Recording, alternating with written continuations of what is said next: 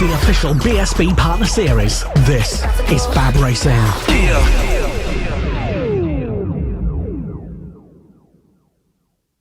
Let's go! The official BSB Partner Series. This is FAB-Racing.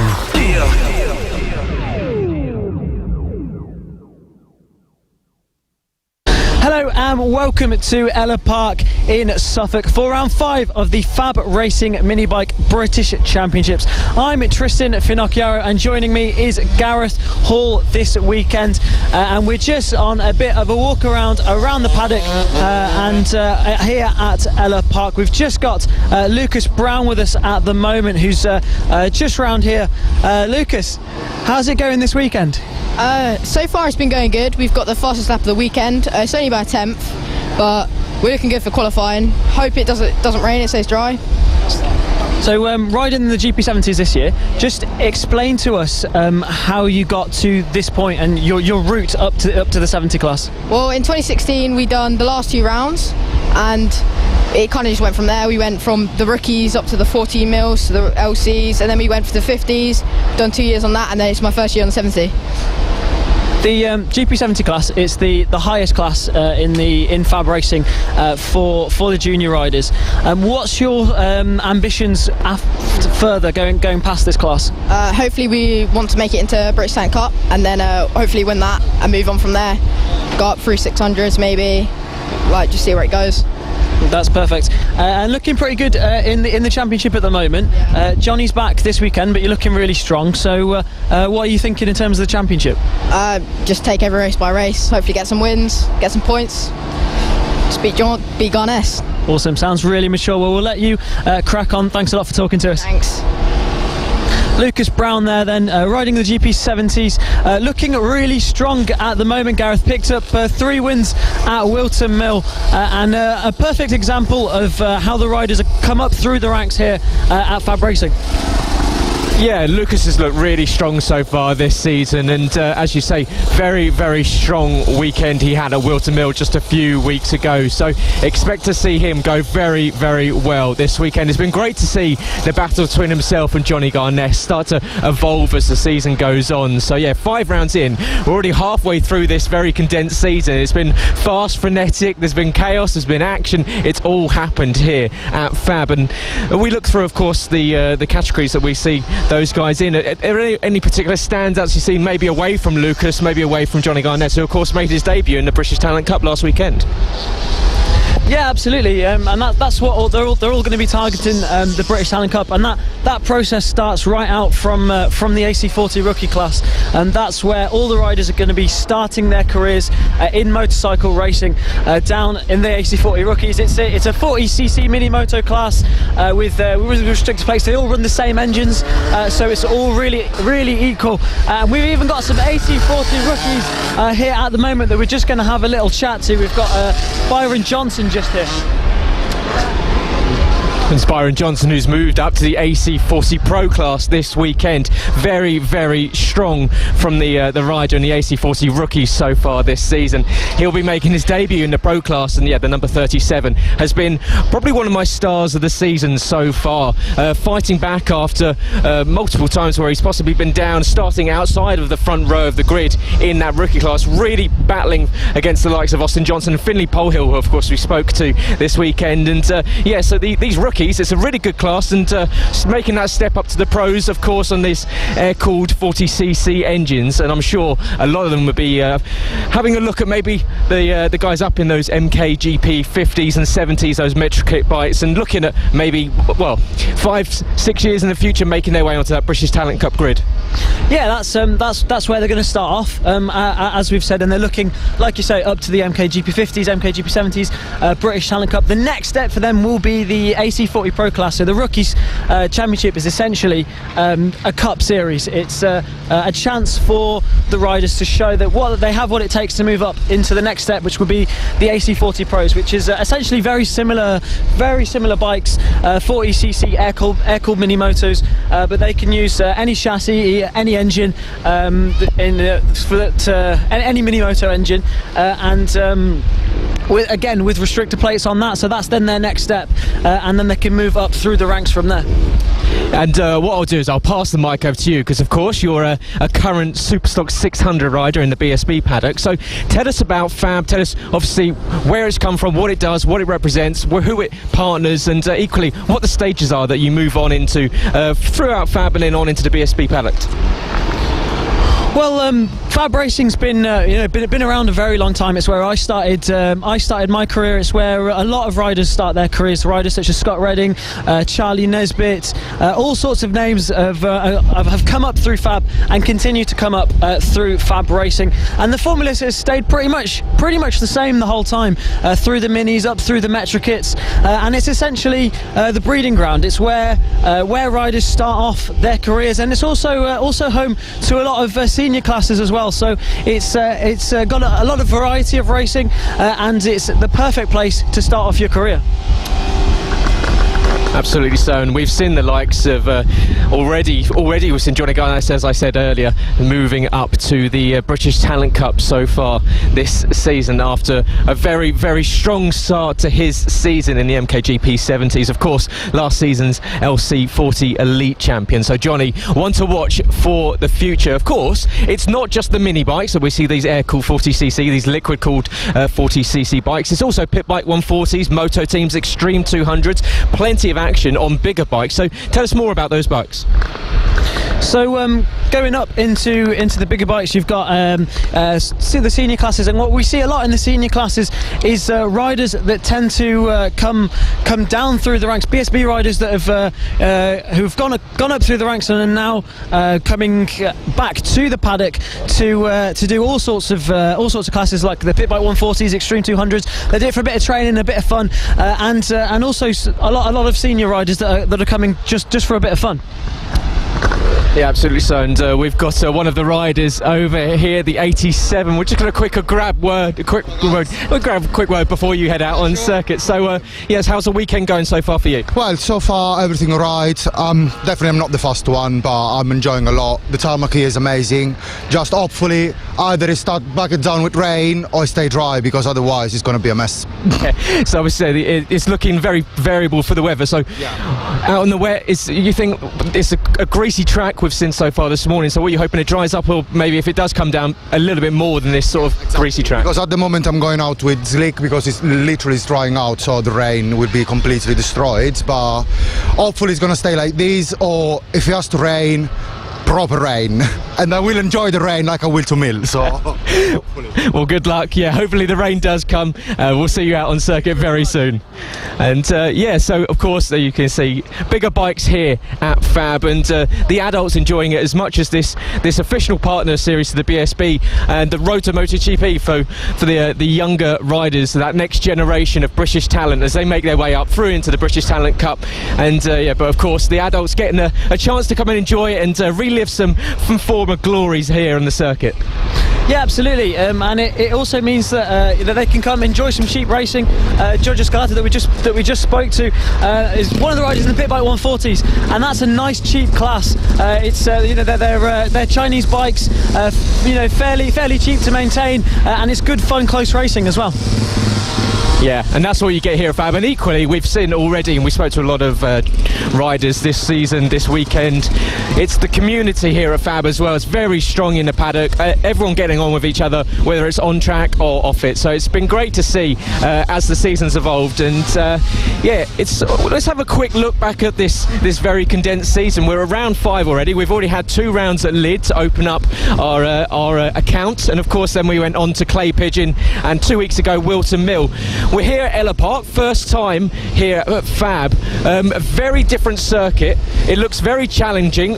As we've heard from a lot of riders, the tarmac may be a little bit nicer than what we saw at Wilton Mill. Wilton Mill, very slippery indeed, especially when the rain came down, caught out a lot of riders. So yeah, what have you seen so far from Ellough Park? Yeah, it's brilliant to have a new class like this, and it's also brilliant in FAB-Racing because you get a lot of variety of circuits and a lot of different challenges for all the riders in all the classes. And this one again providing something brand new for all the riders. Like you say, perhaps a more abrasive surface than we saw at Wilton Mill, but again a really different challenge to Wilton Mill, different types of corners and different to anything else we've seen so far this season. So it's brilliant to see, and it's brilliant that all these riders get to try something completely completely new at every different circuit.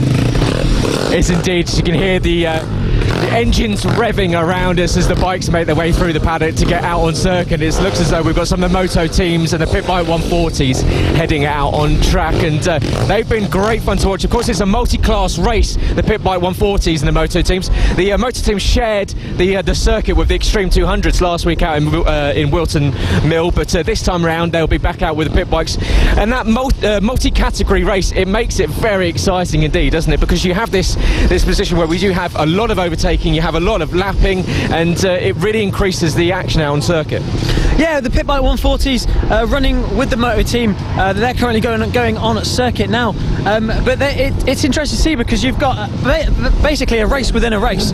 So you've got the moto team category, which will have an individual winner, an individual second, third, fourth, and all of that, and they're running within the pit bike 140 race. So they're competing for positions in the overall race and also competing for positions in their own. So it's something to look out for as well, and an extra class here at FAB Racing that brings a lot of fun for some of the senior riders.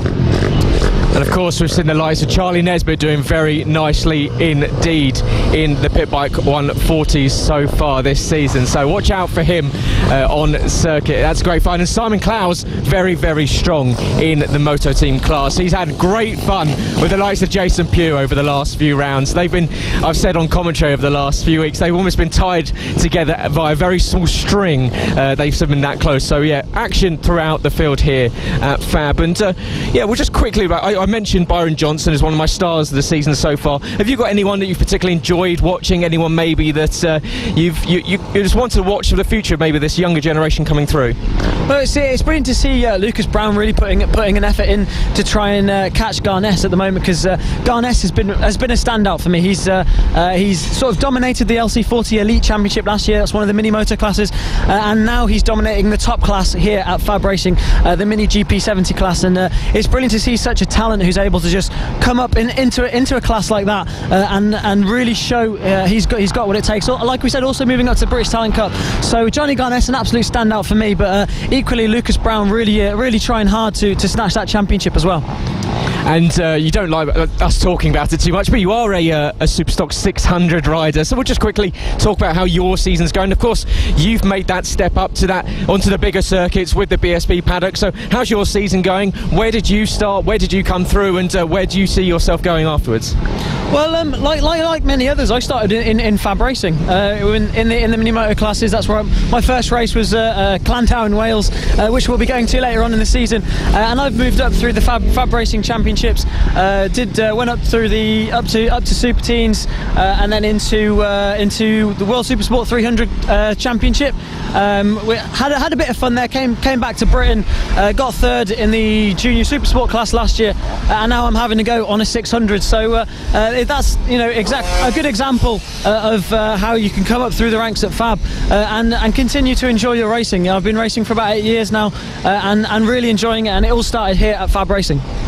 Absolutely so, which shows you just the progression that some of these younger riders can make, and they start their career, and it's brilliant. And we see here a lot of these younger riders sort of idolising some of the older riders that have made it into that BSB paddock, the likes of Charlie Nesbitt, Eddie O'Shea, Rossi Banham, and it's really good to see. And we spoke to Charlie, and he was saying the reason he comes back is to help his kids and help the kids in that next generation get to the position where he is, fighting to move up through that BSB rank. So it's really good to see someone like Charlie, who is equally doing very well in his own class, but the main reason why he comes back is to give back to the next generation, which is great to see.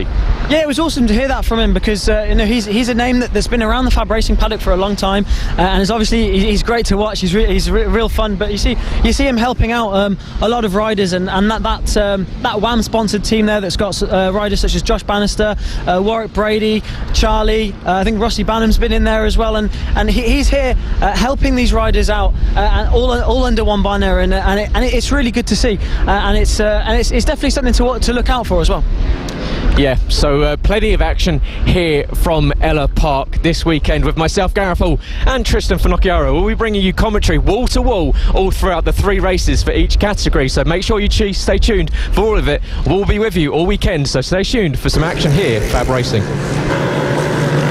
It's Saturday here at Ellough Park in Suffolk, and we are underway for qualifying. This is qualifying 2 for the Pit Bike 140s and Moto team.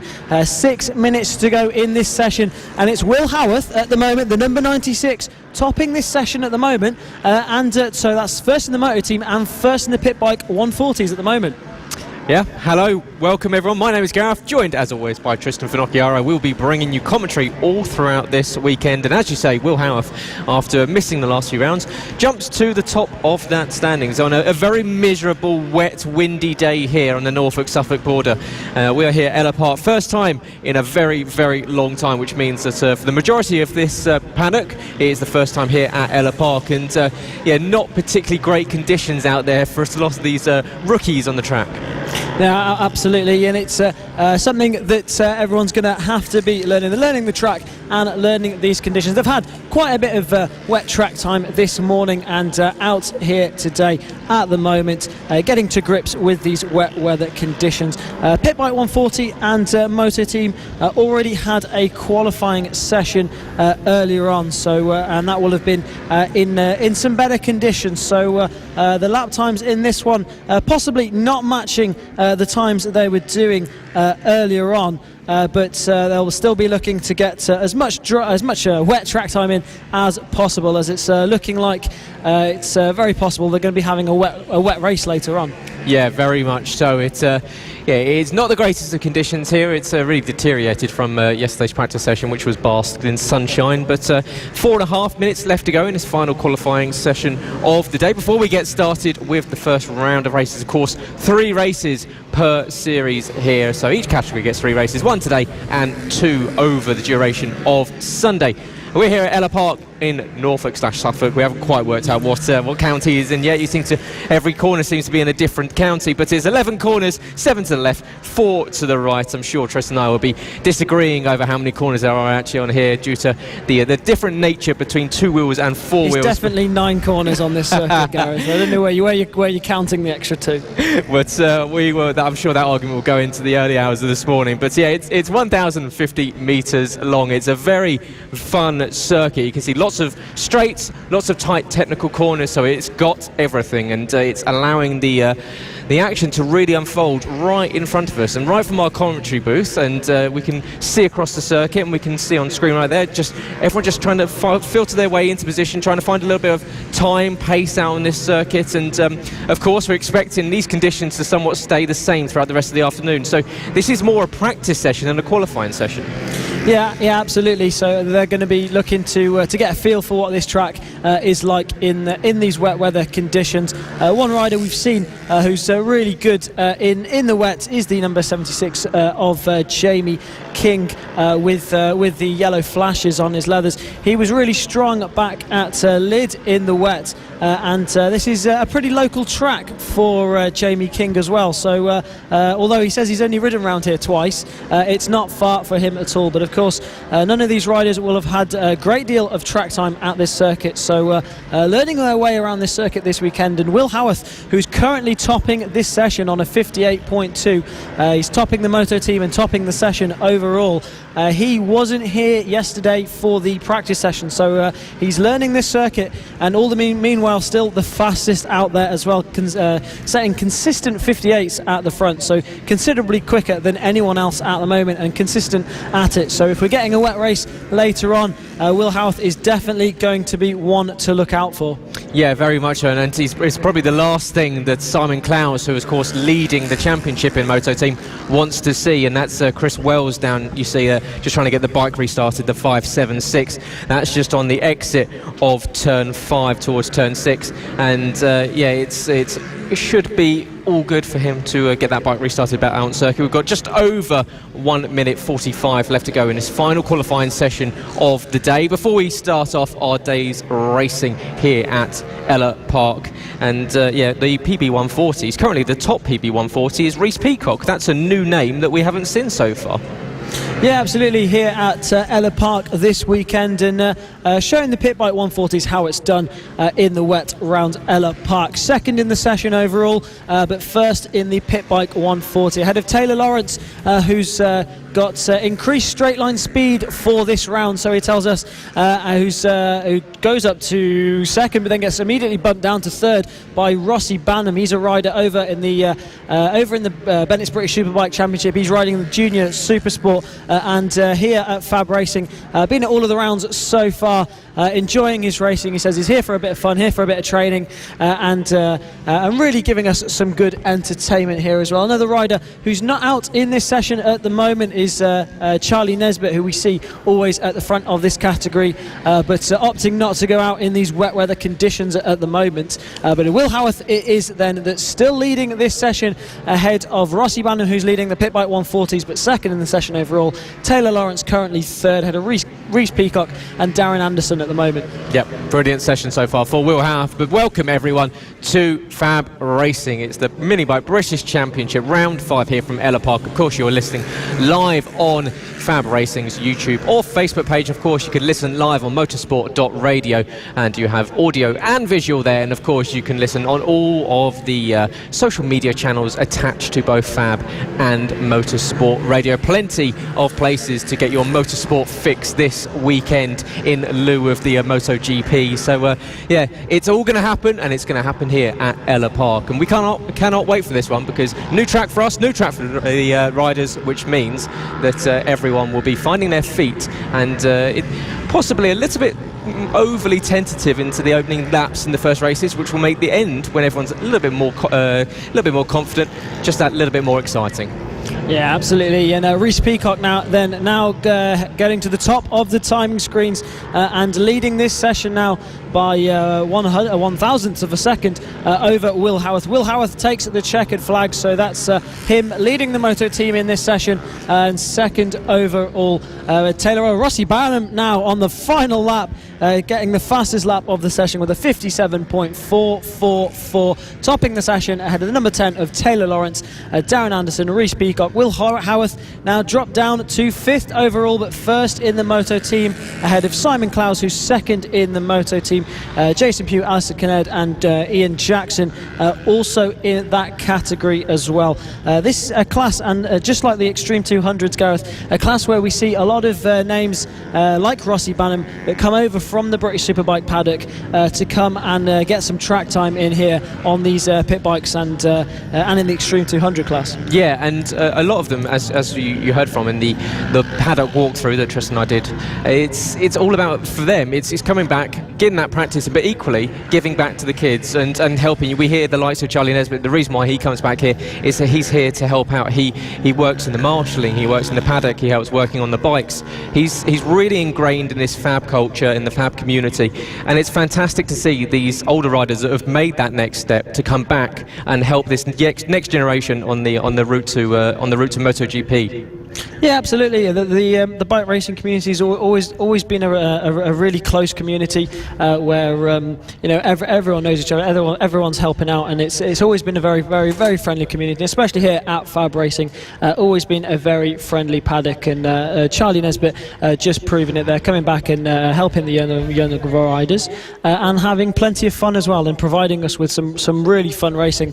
You got to think back to the race back at Lydd with Brad Ray, when they were battling it out, pulling wheelies, jumping over curbs and all sorts, and it was great to see, and it provides some great racing, and he's also giving back to the sport, which is absolutely brilliant to see. And one rider that will be under the WAM banner that Charlie Nesbitt is helping out with is the number 99 of Warwick Brady, who's going to be out in this next session in the MK GP50s. Yep, the MKGP 50s, the Metric bike, will be heading out for the first race of the afternoon here at Ellough Park. And the leading pair, it's Ethan Sparks from Ronnie Harris. So 13-point gap Ethan Sparks managed to build leaving Wilton Mill 2 weeks ago, due to Ronnie Harris going down in race 2 of the weekend twice, actually. So Ronnie, that was the first time he's finished off of the podium, and you can see just that slight mistake cost you the leading championship. Absolutely. I mean, we've said it before. When you've got two riders at the top of the championship that are absolutely on their A game and really consistent and consistently on the podium, consistently scoring good points, it really just takes a really small mistake like that for you to lose out the championship lead. It's still really tight at the top, like you say, 13 points in between Ethan Sparks and Ronnie Harris. So these two both really consistent at the top, and it's brilliant to see, and it's going to make for some great racing. Ethan Sparks also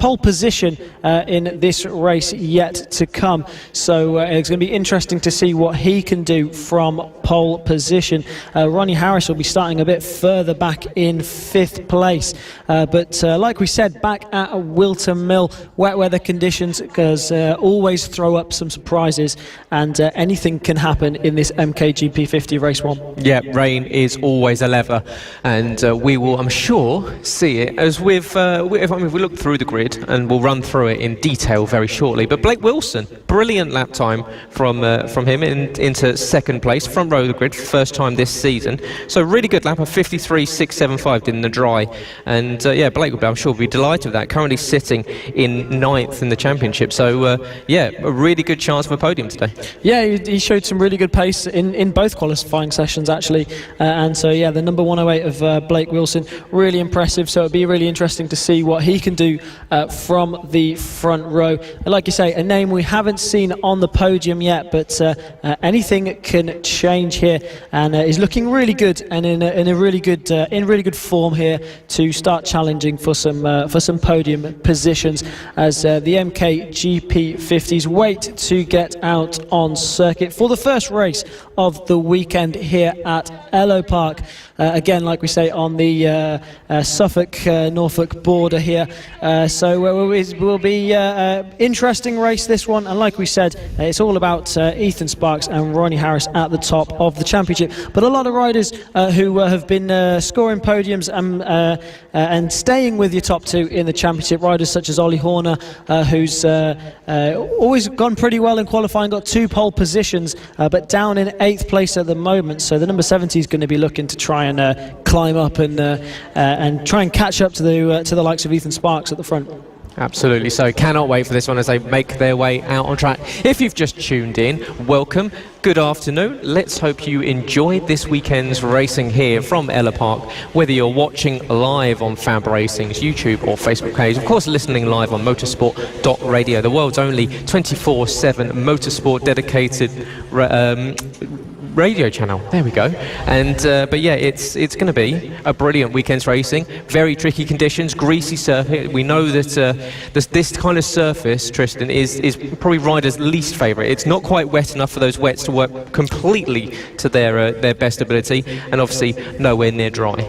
Yeah, it's quite greasy out there at the moment, and we saw how treacherous that was back at Wilton Mill, and catch a few riders out. And I believe Casey Sperry's gone down, just going out to the grid there, so he's getting back on the bike and getting on to the grid. So already catching out riders before we've got a race even started here. So really difficult conditions. So they're all going to have to keep calm, keep collected, and make sure they stay on in this first race of the weekend. Of course, 3 races for the MKGP 50s this weekend, so plenty of chance for them to rack up points, and anything can happen as they line up to start their warm-up lap very shortly. Yeah, one warm-up lap and then to the grid is the supposed action. So we will. We go to a warm-up lap here as they do leave the grid. So you can see they're 146 of Clayton Edmonds. You've got the 62 of Ethan Sparks. So plenty of riders on circuit that can definitely get themselves up towards the top end of this zone. So cannot wait for this one. The MKGP 50s are always a lot of fun to watch, and but it is Ethan Sparks, your pole sitter, that 53.2 actually. Sorry, he actually managed to pull off in the first qualifying session. Blake Wilson in 2nd place with Clayton Edmonds in 3rd. Harrison McKay in 4th with Ronnie Harris in 5th. Charlie Huntingford 6th with Harry Payne 7th. Ollie Horner 8th with Jacob Stevenson in 9th. Cameron Saul 10th. Philip Soroviak in 11th with Warwick Brady back in 12th, Casey Sperry 13th with Sam Munson in 14th, with Ollie Sims 15th, Felix Dorling in 16th, and Isaiah Devine in 17th position on row 9. Now looking at this grid, Tristan, as they come around to filter into position, Ethan Sparks, you've got to think that he's going to be pretty happy with that pole place and in the clear run down to turn 1. Yeah, absolutely. He's got the perfect position on the grid, hasn't he? So he's going to be ready to go here for race 1 for the MotoGP 50s. The first race of the weekend here at Ellough Park, and we expect to see some exciting action. One rider to keep your eye out for is the number 99 of Warwick Brady, starting further back on the grid. Always really strong in the wet, so very possible to see him climbing up through the order like he has done in the past. But it's all about the number 62 championship leader and on pole position at the moment as they get ready to start this MotoGP 50. Like I say, first race for these guys and first race of the weekend as they look to the lights for the first time here at Ellough Park. And it's Ethan Sparks on pole position. Will he be able to make the most of that pole position? Good start from Ethan Sparks, but it's Alfie Davidson slotting into second place there. Clayton Edmonds as well, keeping his position there in third spot. So a good start from your top 3, and everyone through cleanly now as they head down into turn 2 for the first time. Ollie Horner a bit further back there. Warwick Brady as well, you can see, trying to climb through, and it's Ethan Sparks who's holding on to this lead at the moment. Blake Wilson all over the back, but that's Isaiah Devine now down. That's blue bike down, unfortunately, at the beginning of this race, trying to get the bike restarted and get back out. So not what the number 90 will have wanted there. He gets back on the bike and gets restarted in this race. But looking back to the front, it is the number 62 of Ethan Sparks with Blake Wilson just behind him there. The number 146 of Clayton Edmonds still in third place. So the top 3 maintaining their positions on this first lap. But it's Ronnie Harris who's on a charge now and right on their back wheel as well as they head and onto the home straight for the first time, down into turn 1 for the second time, and that's Filip Sorowiak down at the final corner. So disaster for the number 75 rider. We spoke to him back at Wilton Mill, looking really good this year. Back to the front is number 62 of Ethan Sparks. Brilliant start from your pole man, Gareth. Yep, that is your championship leader leading the way. So brilliant start there from Ethan Sparks. Ronnie Harris moving up a position into 4th place. Casey Sperry did the fastest lap last time round, a 1:05.7. So Casey, even after that slight mistake on the outlap, leaving the pit lane, managing to get on the pace early on. But Ethan Sparks, I'm sure, will be fighting off Blake Wilson, who's had a really good start, only half a second behind the current championship leader as they enter that dogleg chicane and now into the slingshot chicane down towards the bottom of the circuit at turn 9. You can see there's already a breakaway 7 all the way down to Jacob Stevenson, and then a bit of a gap back to Warwick Brady. So it's a good getaway for this leading septuple. So yeah, it is Ethan Sparks from Blake Wilson, from Ronnie Harris, who goes and does a 1:03.0. So Ronnie now moving up past Clayton Edmonds into third position. So Ronnie on the move. This is exactly what he needs to do. He needs to get within striking range of Ethan Sparks. Yeah, absolutely flying. Ronnie Harris started from 5th on the grid and making his way up into third place now. So he's going to be targeting the number 62 of Ethan Sparks, who's leading this race. The blue bike you can see in the top of the picture there, that's Filip Sorowiak, who went down on the first lap. So they're just coming round to lap him after he's rejoined after that crash.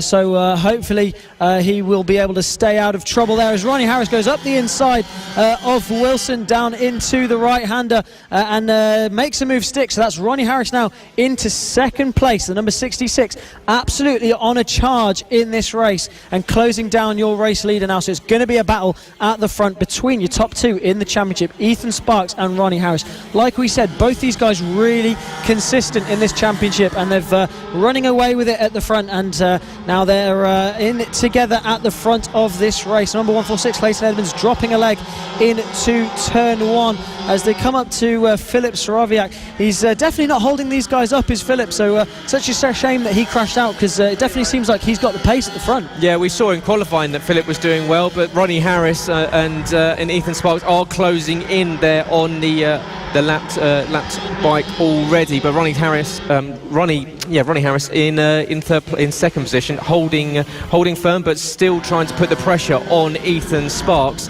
and Ethan doing a good job, as we've got a rider down there, very tricky conditions, and you can see even just touching that green concrete, it's a real no-no for these riders today.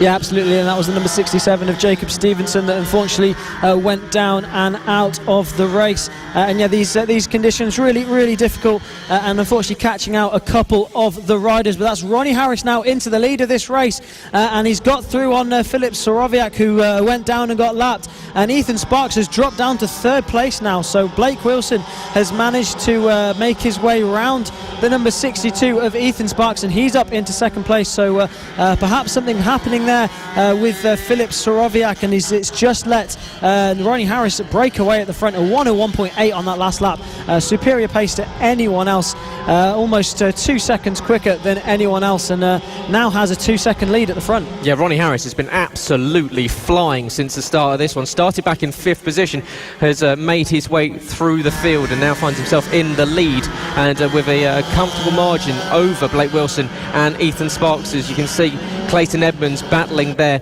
with Casey Sperry, and Casey Sperry now closing in on Ethan Sparks. So Ethan is almost going to go from leading the race just 3 laps ago to almost falling off the podium if the number 20 can have a say about it. And Casey looking very racy in these early stages. Even after that, you think that fall leaving the pit lane may have shaken his confidence, but clearly not. Absolutely not. He's got straight back on the bike and is absolutely flying all over the back wheel of Ethan Sparks, and looking to try and make a move and make his way through on Ethan at the moment. All the riders down into the 101s on that last lap, so we're all showing really good pace, but Ronnie Harris still able to stretch that lead out at the front with a 2.6 second lead at the front now.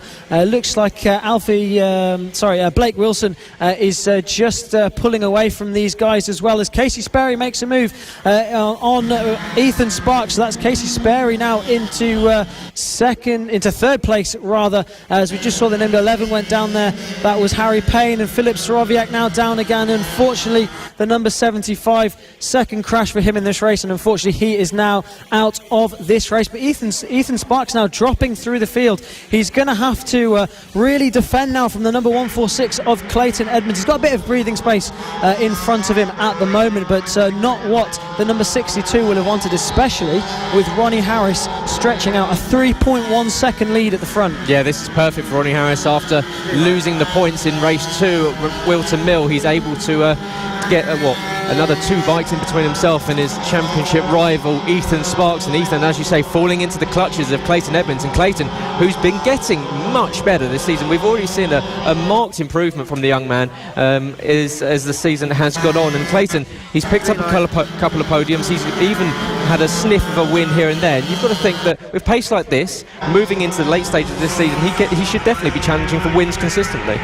Yeah, absolutely. I mean, he's showed some, definitely showed some promise in this championship, and that's Charlie Huntingford down as well now, just at the side of the circuit. So really unfortunate for Charlie Huntingford on the Moto Technics backed Metrokit GP50. But on that last lap, it was Casey Sperry who set the fastest lap of the race with a 1 minute 0.6. So that's Casey Sperry who's going to be wanting to close down the number 108 of Blake Wilson. Is going to be looking to challenge for that second position. Bit of a tall order to catch your race leader, number 66, Ronnie Harris. He's cleared off at the front with a mammoth 3.5 second lead at the front of this race. So Ronnie Harris doing a brilliant job to control it at the front. As we look a little bit further back, we're back with Casey Sperry, then the number 20 all over the back wheel of Blake Wilson now. So Casey Sperry is going to be looking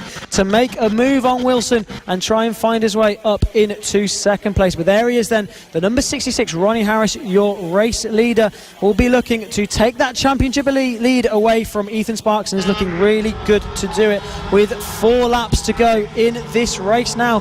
But will Casey Sperry be able to make a move on Blake Wilson? Yeah, brilliant race so far for Casey Sperry, and Casey, I'm sure, will be delighted. This is much better pace from the 20 than what we've seen so far this season, but there is the 66, your race leader, that is comfortably leading, a 3.2 second gap over Blake Wilson and Casey Sperry. Ethan Sparks is just about managed to build himself a second or so's gap over Clayton Edmonds, who drops 1.3 seconds back off of the championship leader Ethan Sparks. So Clayton will just need to compose himself and get going. Good to see Ronnie Harris just navigating his way through some lap traffic there and not losing too much time whilst doing so. So that's exactly what you need to do, and especially in conditions like this where we see perhaps the grid spread out a little bit, we see lapped traffic start to become more and more of an issue. That navigating it quickly, carefully and keeping on the pace is as important as getting to the front. Yeah, doing a brilliant job to get through any lap traffic nice and cleanly. You just see there Ronnie Harris making his way through on Isaiah Devine and doing it nice and cleanly out the front. But it's this battle a little bit further back between Casey Sperry and Blake Wilson at the moment. They're just coming up to the back of Sam Munson and Isaiah Devine as they make their way through, and Casey Sperry has managed to make his way through and pull a bit of a gap there, so he managed to get through on the lap traffic really nice and smoothly, and has played it to his advantage now as he's got quite a bit of breathing space over Blake Wilson. But it's going to be a real tall order for him to be able to go and catch Ronnie Harris, and if I'm not wrong, Gareth, I believe this is going to be the first podium for both Blake Wilson and Casey Sperry in the GP50s. Yeah, and they're doing a brilliant job of holding on to it with Ethan Sparks a second back from Casey Sperry. So the 108 of Blake Wilson and the 20 of Casey Sperry will both be, I'm sure, absolutely delighted. And this is what we were talking about before the lunch break during the qualifying session, is that you often find riders that have that wet weather pace. They may not show it in the dry, but as soon as the track gets a bit more treacherous, it gets a bit more greasy, some of these other riders that maybe don't fight towards the front come alive.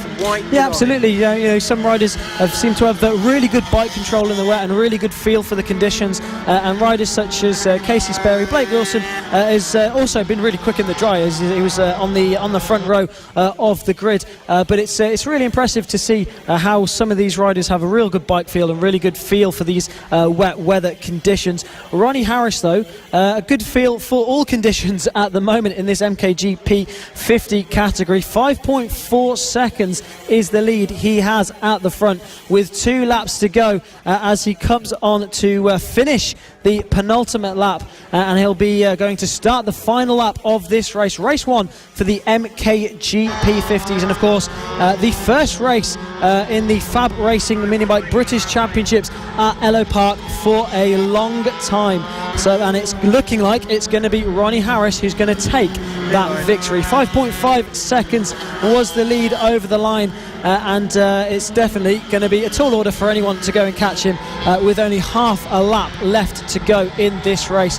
Ronnie Harrison has done an absolutely brilliant job at the front of this race, feeling the conditions, and has just been able to put down a pace that no one else has been able to do. He's been incredibly consistent with it. His lap times haven't been massively quicker than anyone else, but the fact that he's been able to do it right from the start of the race, find where the limit is in these conditions and do it consistently, has been absolutely brilliant. So he comes through the hairpin for the final time into turn 9 there, and then through into the final corner. Ronnie Harris, it's going to be who takes the last lap flag as they go on to complete one more lap here at Ellough Park. So the MKGP 50 still with one more lap to contend with here. Yep, but I'm sure Ronnie Harris won't worry about that at all. He will just get on it and comfortably continue around for one more lap here at the Ellough Park circuit, and look at picking up his 3rd win on the season. He didn't manage to taste victory in Wilton Mill with 2 second places and a non-score 2 weeks ago. So yeah, Ronnie Harris back to the top if he can get around these final few corners on this one. He's coming into the very slow section on the lap, and just a little bit of traffic ahead of it. He should be able to get into the hairpin with no trouble whatsoever, and the 66 has controlled this, moving up from 5th on the grid all the way up to the race lead, has now built up almost a 7 seconds advantage over anyone else. Exits the final corner. What a win there for Ronnie Harris. Across the line, takes the checkered flag, and he is your first winner of the weekend here at Ellough Park for FAB-Racing. Yeah, brilliant victory from Ronnie Harris, and brilliant first podium there for Casey Sperry and Blake Wilson, although it looks like Ethan Sparks managed to get them on the final lap. So Ethan Sparks made his way up into second place right at the end there, so we missed that one, but it's Ethan Sparks then who's definitely recovered at the end of that race, picking up second place and making damage limitation in this race, with Ronnie Harris taking the win. So your first two in the championship, first and second in that race. Casey Sperry then picking up his first podium. Yeah, brilliant result there for Ronnie Harris. And as you say, damage limitation for Ethan Sparks, that's exactly what he needed. If Ronnie Harris was going to win, to make up those final two positions and recover back from fourth to second on that final lap is exactly what Ethan needed to do, and just and really negate Ronnie Harris's attempts at closing in. So the gap in the MKGP 50s going into race 2 now closes into 8 points only. So Ronnie Harris will take the race win ahead of Ethan Sparks and Casey Sperry, with Blake Wilson around in fourth position, with Harrison McCain 5th, Warwick Brady in 6th, with Cameron Stoll 7th, Clayton Edmonds falling down the order to 8th place later in that race, with Ollie Horner in 9th, and Jacob Stevenson rounding out the top 10 on track. And then outside you had Ollie Sims in 11th, Felix Dorling 12th, Sam Munson 13th, and our final runner was Isaiah Devine in 14th position. Unfortunately, we lost Charlie Huntingford, Harry Payne and Filip Sorowiak early in that one, just falling foul of these tricky conditions. As you can see, the rain blustering and breezing its way across this circuit. Yeah, absolutely. The umbrellas have gone up, the hoods have gone up, the jackets have gone on, but yet Gareth Hall remains in shorts. It's all weather is shorts weather, and but yeah, it's been a good start to the day. If you're Ronnie Harris starting on 5th, he's got to be delighted with that. Of course, this will be the grid for the rest of the weekend, so he'll be starting from 5th once again tomorrow for race 2 and race 3.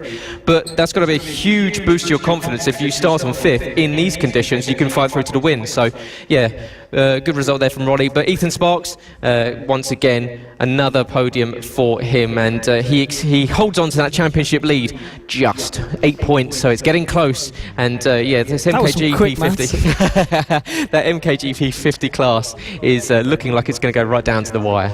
Yeah, absolutely, really hot at the top of that between Ethan Sparks and Ronnie Harris.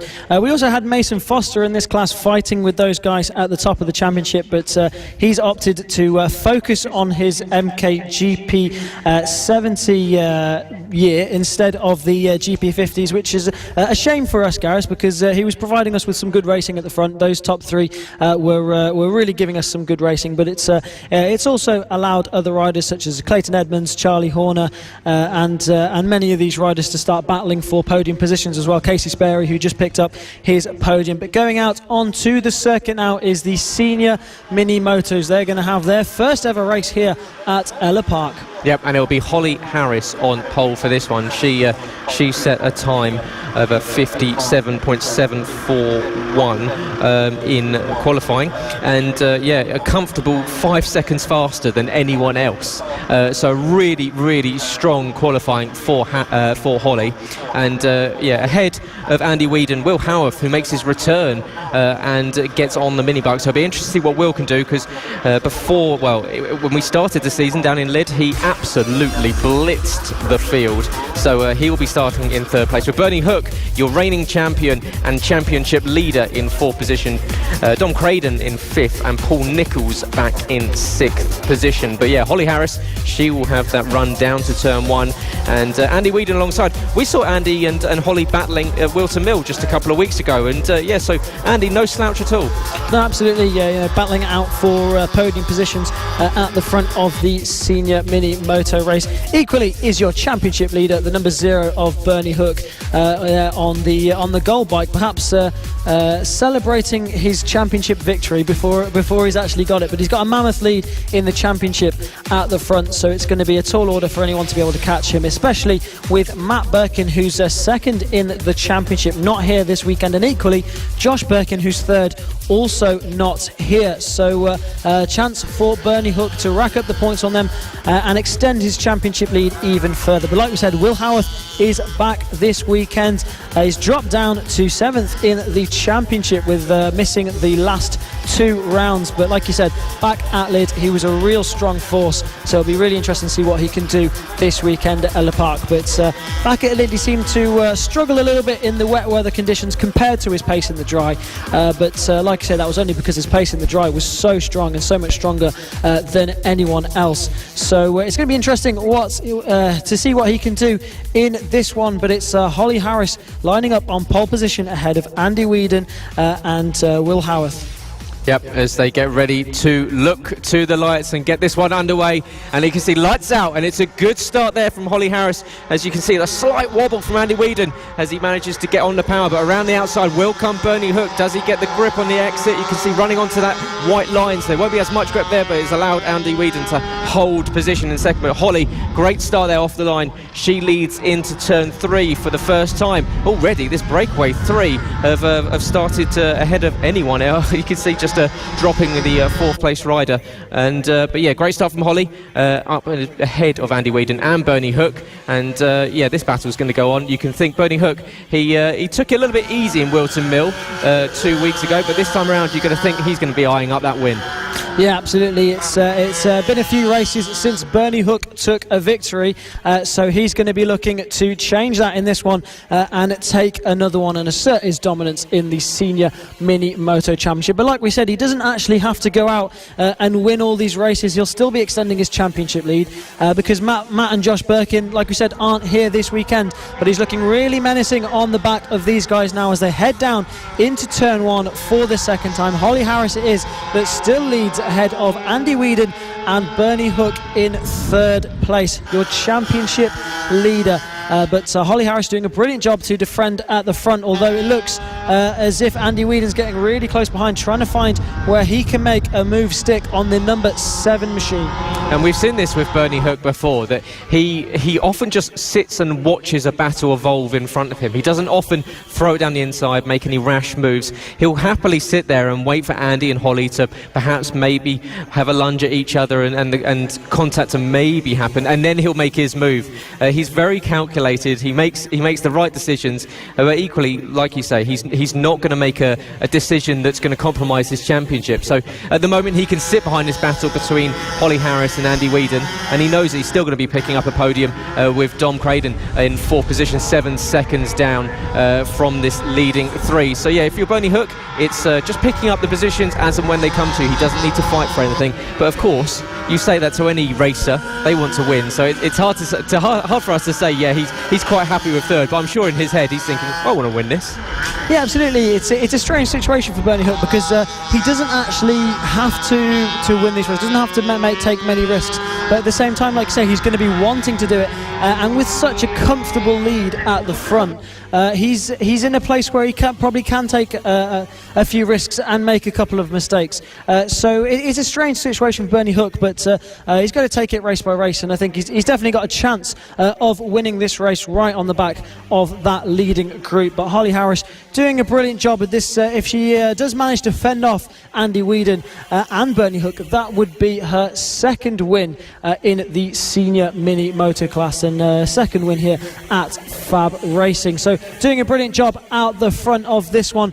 Still 6 laps to go in this race, so plenty of time for the action to unfold here, but it's your front 3 battling it out. Yep, Holly Harris from Andy Whedon and Bernie Hook with Dom Craydon a little bit further behind. You see Andy Whedon go a little bit wide there, taking a different line, which is interesting to see a lot of these riders using different lines, and they often take the wet line in these conditions, but Andy Whedon just a slight different line there. You can see Bernie Hook just having a look to the inside, seeing if the door is open, but Andy getting a nice run here on Holly and starting to put the pressure on. We've got 6 laps left to go, so we're 50% of the way through this first race of the weekend. Holly Harris looking to pick up, as you say, her 2nd win on the season. She became the first ever female race winner here at FAB a couple of weekends ago, and equally she's picked up some podiums since then, so it's been a great introduction for Holly into the category since moving up from the LC40 Elites after Lids. So she will, I'm sure, be hoping at picking up this one. But Andy Whedon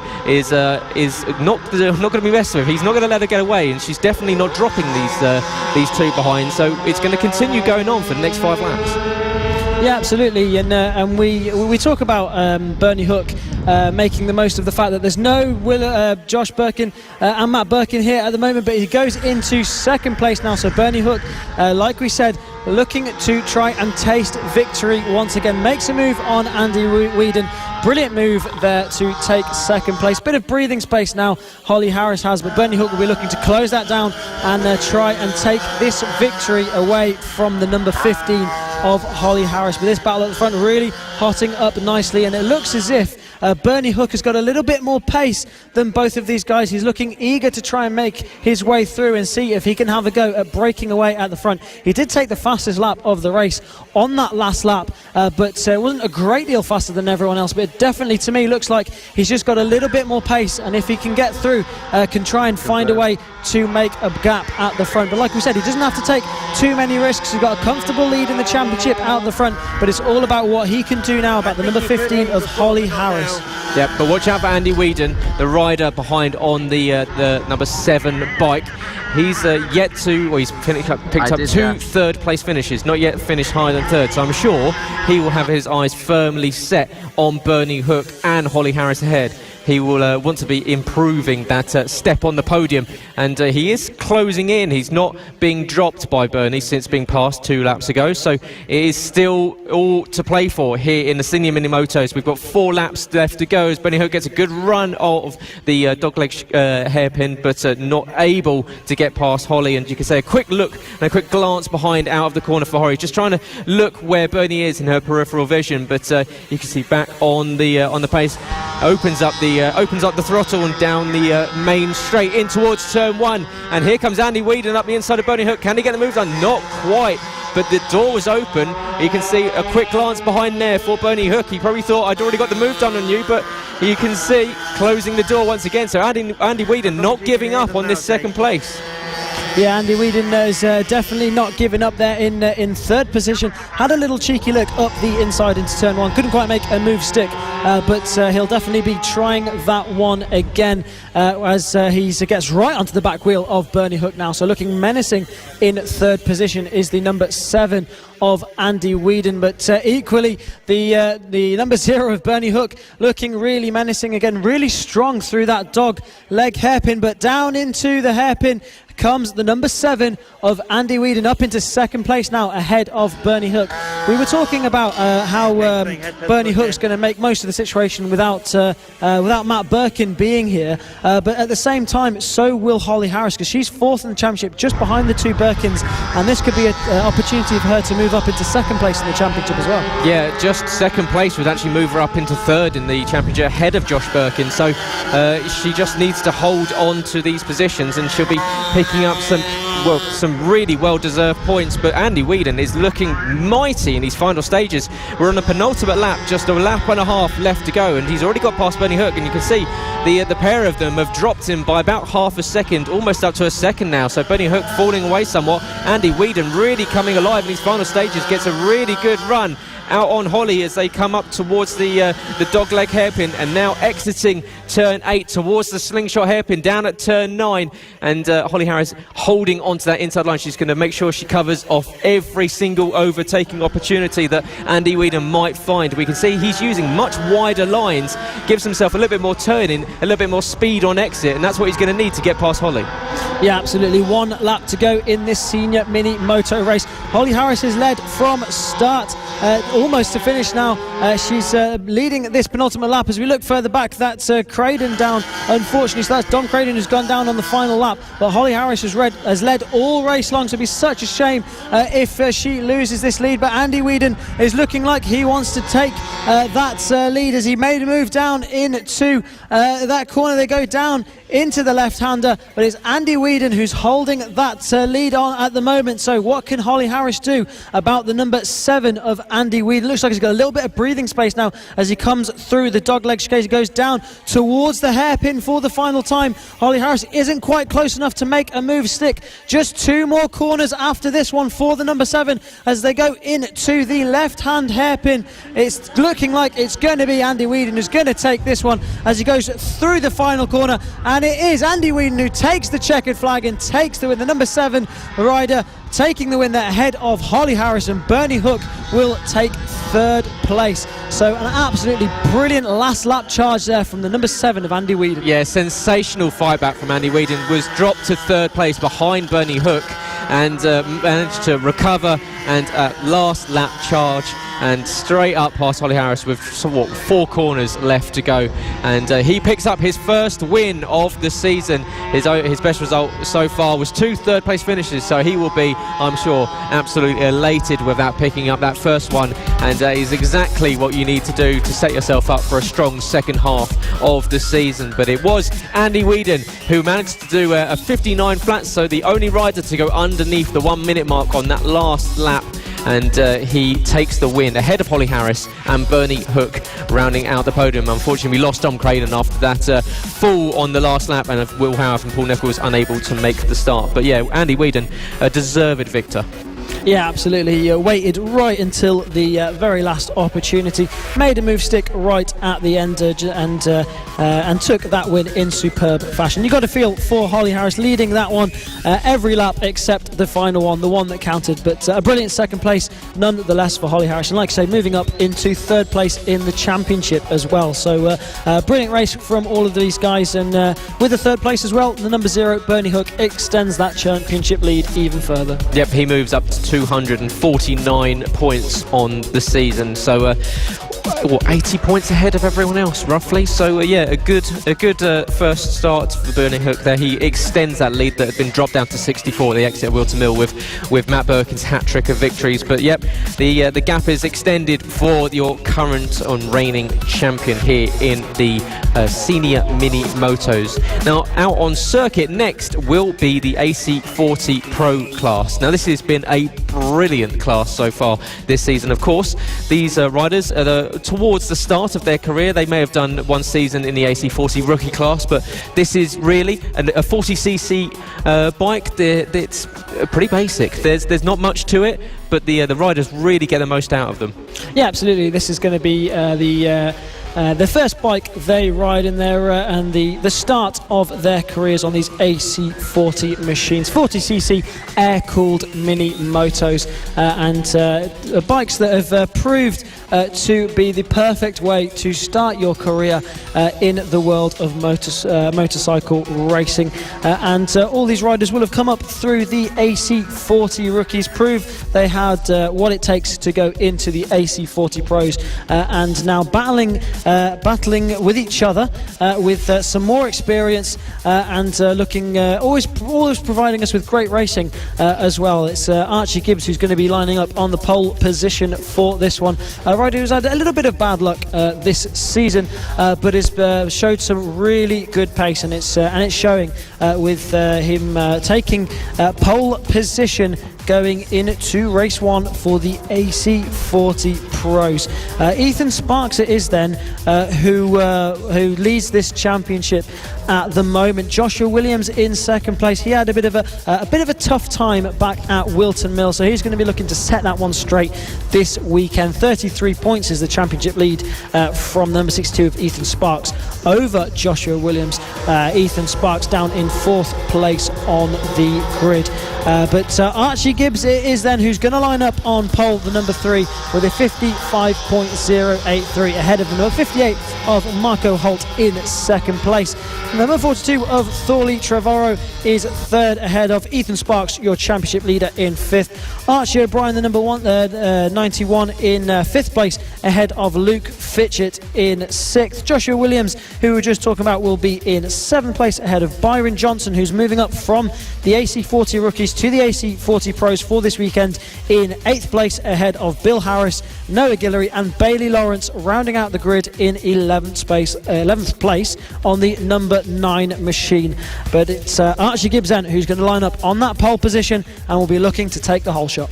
Yep, but watch out for the 4th placed starter, Ethan Sparks, leading the championship by 33 points coming into this weekend ahead of Josh Williams. Josh Williams back in 7th. So Ethan and Josh not enjoying the best of qualifying sessions, but Archie Gibbs, as you say, a couple of bike issues so far this season has cost him possibly that chance of fighting towards the top end of this championship.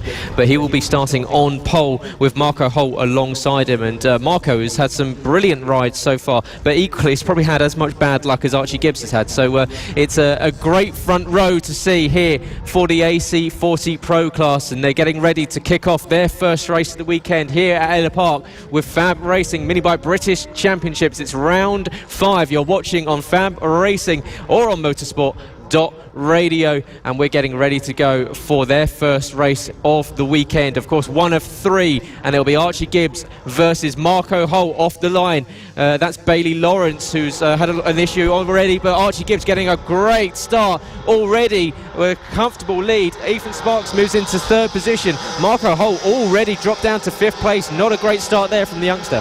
Absolute rocket start for the number 3 of Archie Gibbs off the line. Just absolutely left everyone for dead off of the line. So brilliant reactions from him, and then another brilliant start as well from Archie O'Brien, who's climbed his way up into 2nd place, I believe that is, ahead of Ethan Sparks. But yeah, Marco Holt not getting the start he would have wanted, but it's Archie Gibbs who took the whole shot and already has some breathing space on this first lap. So will the likes of Ethan Sparks be able to catch him up? Archie O'Brien as well, what can he do about the number 3 of Archie Gibbs? Ethan Sparks has a little look at Archie O'Brien into the hairpin, but no room through on this lap. They go into the left-hand hairpin for the first time, and then into that fast swooping final corner. Byron Johnson also looking pretty strong further back in this one. He's just moved up from the AC40 rookies, making his debut in the AC40 Pro class in this race. Joshua Williams as well, you can see on the back of this group, he's going to be looking to try and see what he can do about Ethan Sparks. Can he catch up the championship leader? Of course, Ethan Sparks and Joshua Williams battling it out for the championship. Archie Gibbs already with a 1.2 second lead the exit of the first lap, and behind it is because Archie O'Brien is trying to hold off Ethan Sparks, and Ethan Sparks looking very racy behind Archie O'Brien, and it's bringing Marco Holt and Josh Williams into play. Josh Williams having jumped past Thorley Trevorrow on that last lap, and Josh Williams now trying to get himself up into a contending position, of course, 2nd in this championship on 204 points. He'll be looking at picking up a podium, but Marco Holt, you can already see, starting to put the pressure on Archie O'Brien, and Archie O'Brien has lost that position to Ethan Sparks. So Ethan Sparks has moved up into 2nd place, comes across the line, is looking very racy indeed, but it's Archie Gibbs going even quicker. It's a 1 second lap. He's 0.6 of a second faster than Ethan Sparks, so Archie Gibbs right on the pace in the early stages of this one. Absolutely, and this is not what Joshua Williams is going to want to see. Ethan Sparks made his way through on Archie O'Brien and has absolutely cleared off away from this bunch now. So Joshua Williams will have wanted to be able to try and get onto the back of Ethan Sparks, but Ethan showing superior pace to these guys behind him. Archie O'Brien not quite able to go with Ethan Sparks. So Marco Holt and Joshua Williams, they're going to be looking to see what they can do to get on the podium, as Marco Holt makes a move for the podium. So that's Marco Holt up into 3rd place ahead of Archie O'Brien. Now Archie O'Brien looking to the inside as they go into the hairpin, but not close enough as they go into the hairpin. And it looks as if Marco Holt's got a little bit of breathing space already now. So Marco Holt also now pulling away from the number 91 of Archie O'Brien. What can Joshua Williams do as well in 5th place? But like you say, Archie Gibbs at the front, absolutely flying, but so is the number 62 of Ethan Sparks, a 59.3 on that last lap. Considerably quicker than Archie Gibbs on that last lap. So Ethan Sparks is doing all he can to try and reel in your race leader. We've got 2 packs on circuit here, and I just had a quick glance out the commentary booth window, and this battle going on from 6th down to 10th is brilliant. Bill Harris has just overtaken Thorley Trevorrow into 6th place, and Bill's moved up from 9th to 6th. A brilliant start for the 14. Byron Johnson's involved in this one, his first race in the AC40 Pro class, and equally Luke Fitchett and Noah Guillory holding on to a position. They're all battling over the top 6 place finish, and we've got this breakaway of Archie Gibbs that's starting to extend that lead. 1.4 seconds he's now got over Ethan Sparks, but Ethan Sparks doing a 59.3 last time around, so he's improving, and in fact he's just gone purple again as Archie Gibbs has now started to fall into the clutches of Ethan Sparks. Ethan Sparks on that last lap went 2 seconds faster than anyone else, and you can see on screen and you can see on track that Ethan Sparks is right on the tail of Archie Gibbs. Yeah, absolutely. Ethan Sparks has done a brilliant job, put a real effort in to get onto the back of Archie Gibbs, and now Ethan Sparks, your championship leader, looking to try and take the lead in this race as well. So Ethan Sparks really flying in this one, and you're going to think he's going to be making a move on Archie Gibbs very soon with 5 laps to go in this race. Marco Holt currently still in 3rd ahead of Archie O'Brien, and Josh Williams down in 5th. Like you say, that battle between Bill Harris, Trevorrow, Johnson and Fitchett also really hotting up really nicely as well. But also awesome to see Byron Johnson fighting with the likes of Luke Fitchett, Thorley Trevorrow, riders who we've seen battling for podiums, and so really impressive to see Byron Johnson in his first race here battling with those guys. But Ethan Sparks it is then who's now taken the lead of this race ahead of Archie Gibbs. So now what can Archie Gibbs do about Ethan Sparks? Will he be able to go with the number 62? Will he be able to follow the pace that Ethan Sparks has been able to set in this race? Often it's a lot easier to follow than it is to lead, Gareth. Yeah, very much so, and it's now up to Archie Gibbs to close in on Ethan and make that pass once again for this race lead. But Ethan Sparks has looked very strong indeed in the last 4 or 5 laps, really turned on the pace, and is trying to build a gap over Archie Gibbs as they go down into the turn 9 hairpin and just navigate themselves around the final 2 corners in this one. Ethan Sparks is going to come out the final corner with at least a second's gap over himself and Archie Gibbs. So Ethan really turning on the style late in this one. It's a 7/10 gap across the line. Archie Gibbs in 2nd place. Marco Holt is just about holding on to position in 3rd, with Archie O'Brien, Josh Williams behind, and then that battle for 6th place is still going on between Bill Harris, Thorley Trevorrow. Byron Johnson is leading from Luke Fitchett and Noah Guillory, all in close quarters.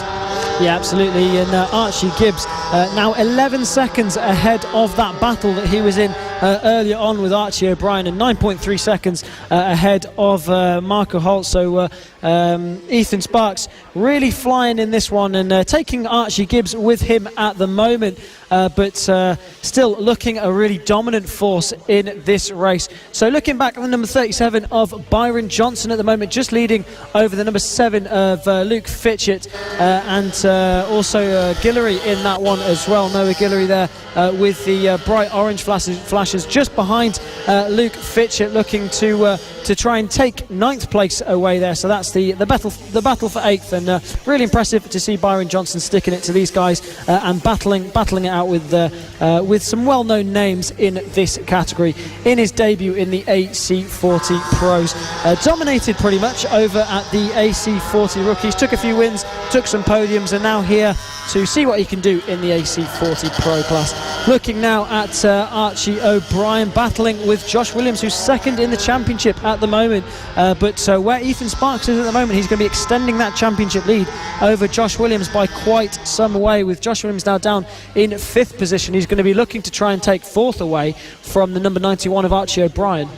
Yeah, and he's doing a brilliant job, Ethan Sparks, of extending that gap. He's put several bikes between himself and Josh Williams. Of course, Ethan Sparks starting 4th from the grid, and he's managed to build that gap over Archie Gibbs to 1.4 seconds. We're on the final lap of the race. Ethan Sparks has really controlled this one since getting to the front, closing in that what was 1.5 second gap between himself and Archie Gibbs, and you can see now he's extended out to 2.6 seconds. So Ethan Sparks really enjoying himself out there on the AC40 Pro bike, and doing a stellar job extending his championship lead that's already looking pretty healthy, and he's going to extend it to upwards of 50 points going into race 2 of the weekend tomorrow morning. So yeah, that is Ethan Sparks, the 62 out there, who's ridden an exceptional race to close in and take it, and he comes down to the hairpin for the final time.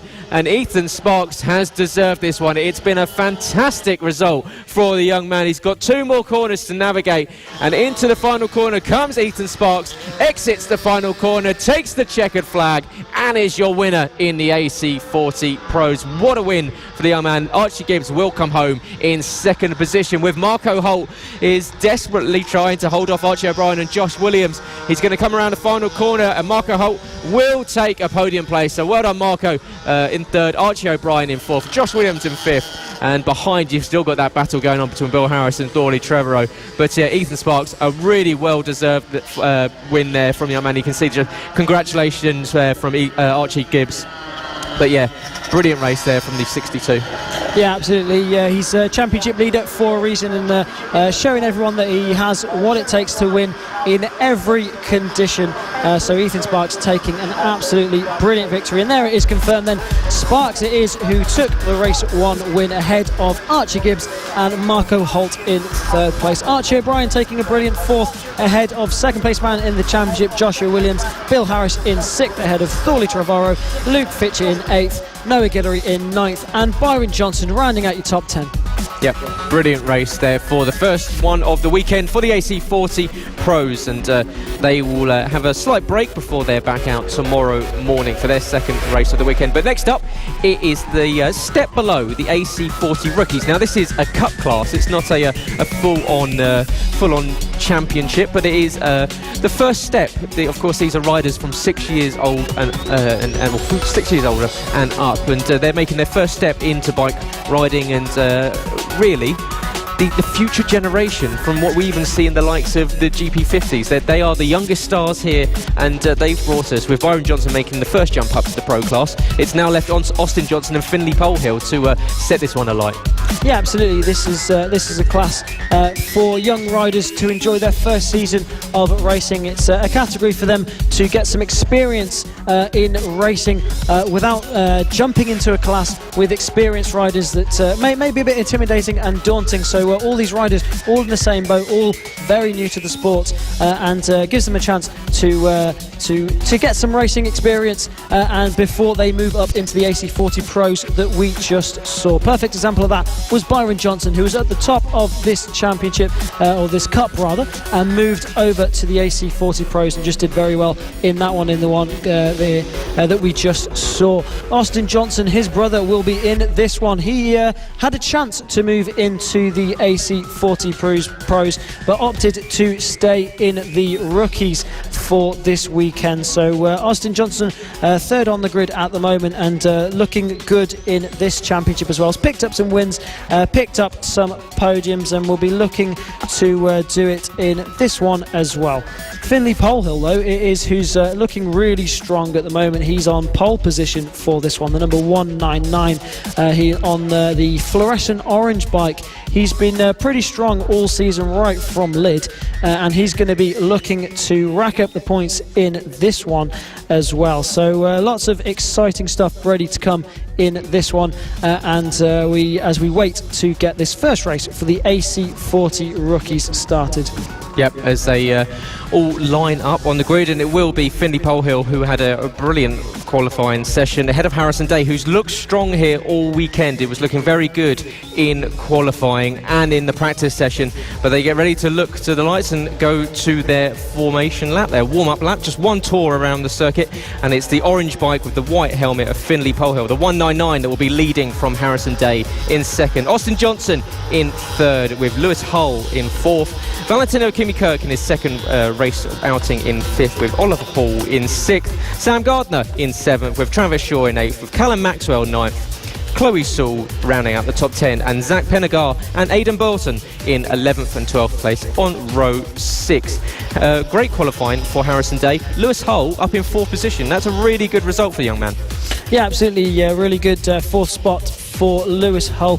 1 minute 3.472 in qualifying, so a really good time from him, and really good to see him on the second row of the grid, and he's going to be looking to try and push and try and pick up a podium this weekend as they come round to rejoin on the grid for the first race of the weekend for the AC40 rookies. This is the first time they'll race at Ellough Park, just like it is for everyone else, but we're used to seeing the AC40 rookies have their first race at a circuit, as of course this is their first season of racing for all of these guys. As you see there, the number 199 Finlay Polhill lining up on that pole position with that fluorescent orange bike just ahead of Harris Day there, who's Josh Day's son, who's a rider over in the Ducati Tri-Options Championship. So if you've just joined us, it's round 5 for the FAB-Racing Minibike British Championships,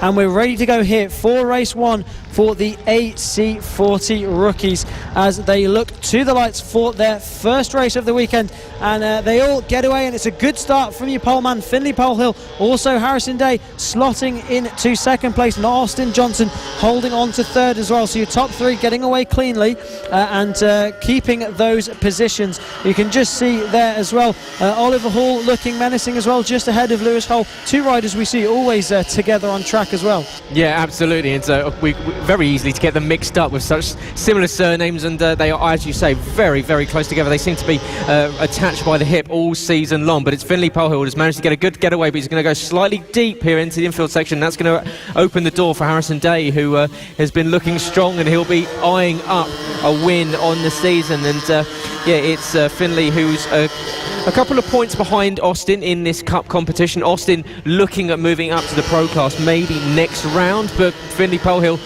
will be leading him away from Harrison and Austin back in third. But you can see already we've got the top 3 are slightly starting to break away from fourth and fifth, and of course that is Valentino Kimi-Kirk and Lewis Hull. But yeah, you can see across the line comes Finlay Polhill, still holding on to this one, but Harrison Day not giving up, just taking a different line into the corner at turn 1. Here you can see the track is looking quite greasy. It's got a little bit of standing water. The rain is starting to come down more and more as the day goes on, so the track's going to get worse and worse as these guys, as we've got contact there between Austin Johnson and Harrison Day. So down goes Harrison. There was contact as Austin tried to get up the inside, and unfortunately down goes Harrison, back on the bike and back underway. But yeah, disaster there for second and third. Yeah, and I think that's Austin as well now, who's stopped at the side of the circuit as well from that incident. So that's your 2 at the front there, came together and both unfortunately hindered in this race. Thankfully, Harrison Day's managed to get back underway and into this race, and we'll have to wait and see if Austin managed to get his bike restarted and into the race. So that promotes Finlay Polhill up into first place, and that battle between Oliver Hall and Lewis Hull is now a battle for second place, as these guys will be looking to pick up their first podium.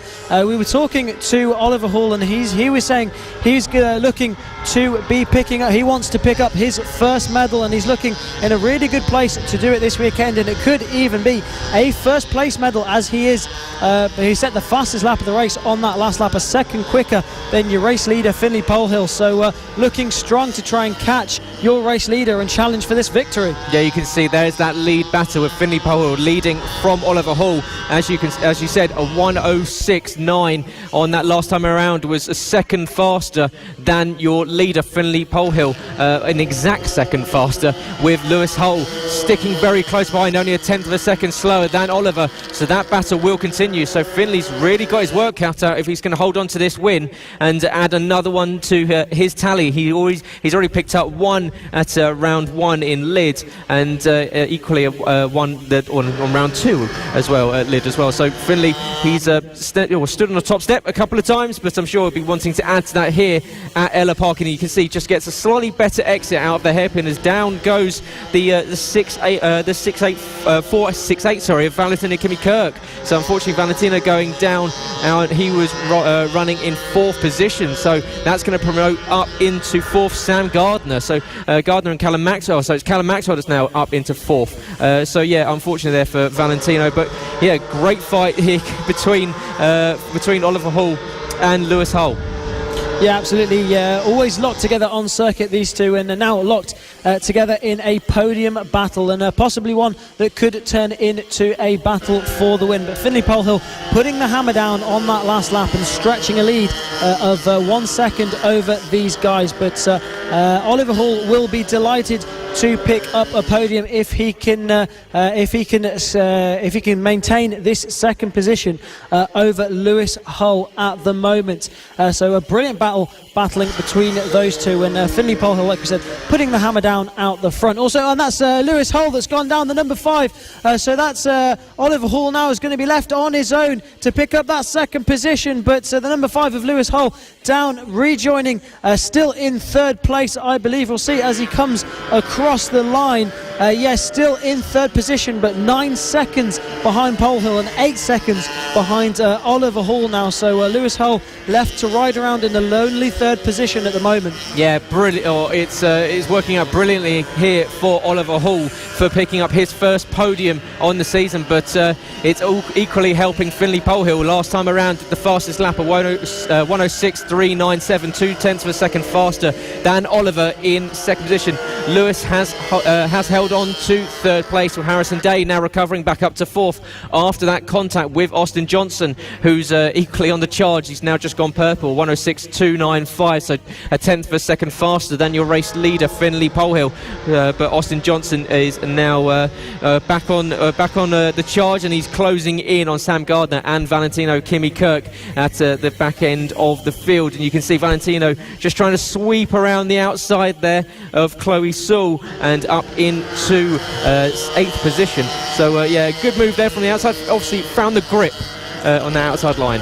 Yeah, absolutely. Brilliant move there from Valentino Kimi Kirk, just making his way through there on the number 35 of Aidan Belton. And also on a charge is Austin Johnson, like I said, setting the fastest lap of the race on that last lap. So yeah, just looking at Kimi Kirk at the moment, crashed out earlier on, but trying to recover from that and doing a good job there in 9th place. But look at the number 37 just behind of Austin Johnson. He's actually absolutely charging through the field at the moment, setting consistent 106s and a good 3 seconds a lap quicker than Kimi Kirk. So he's going to be looking to try and climb up just as Kimi Kirk is doing, and possibly drag him along up through this field. But it's all about Polehill at the front at the moment with a 1.1 second lead at the front. Looking again there at Aidan Belton. We spoke to him earlier in the weekend, and he's looking pretty confident this weekend. So brilliant to see all these riders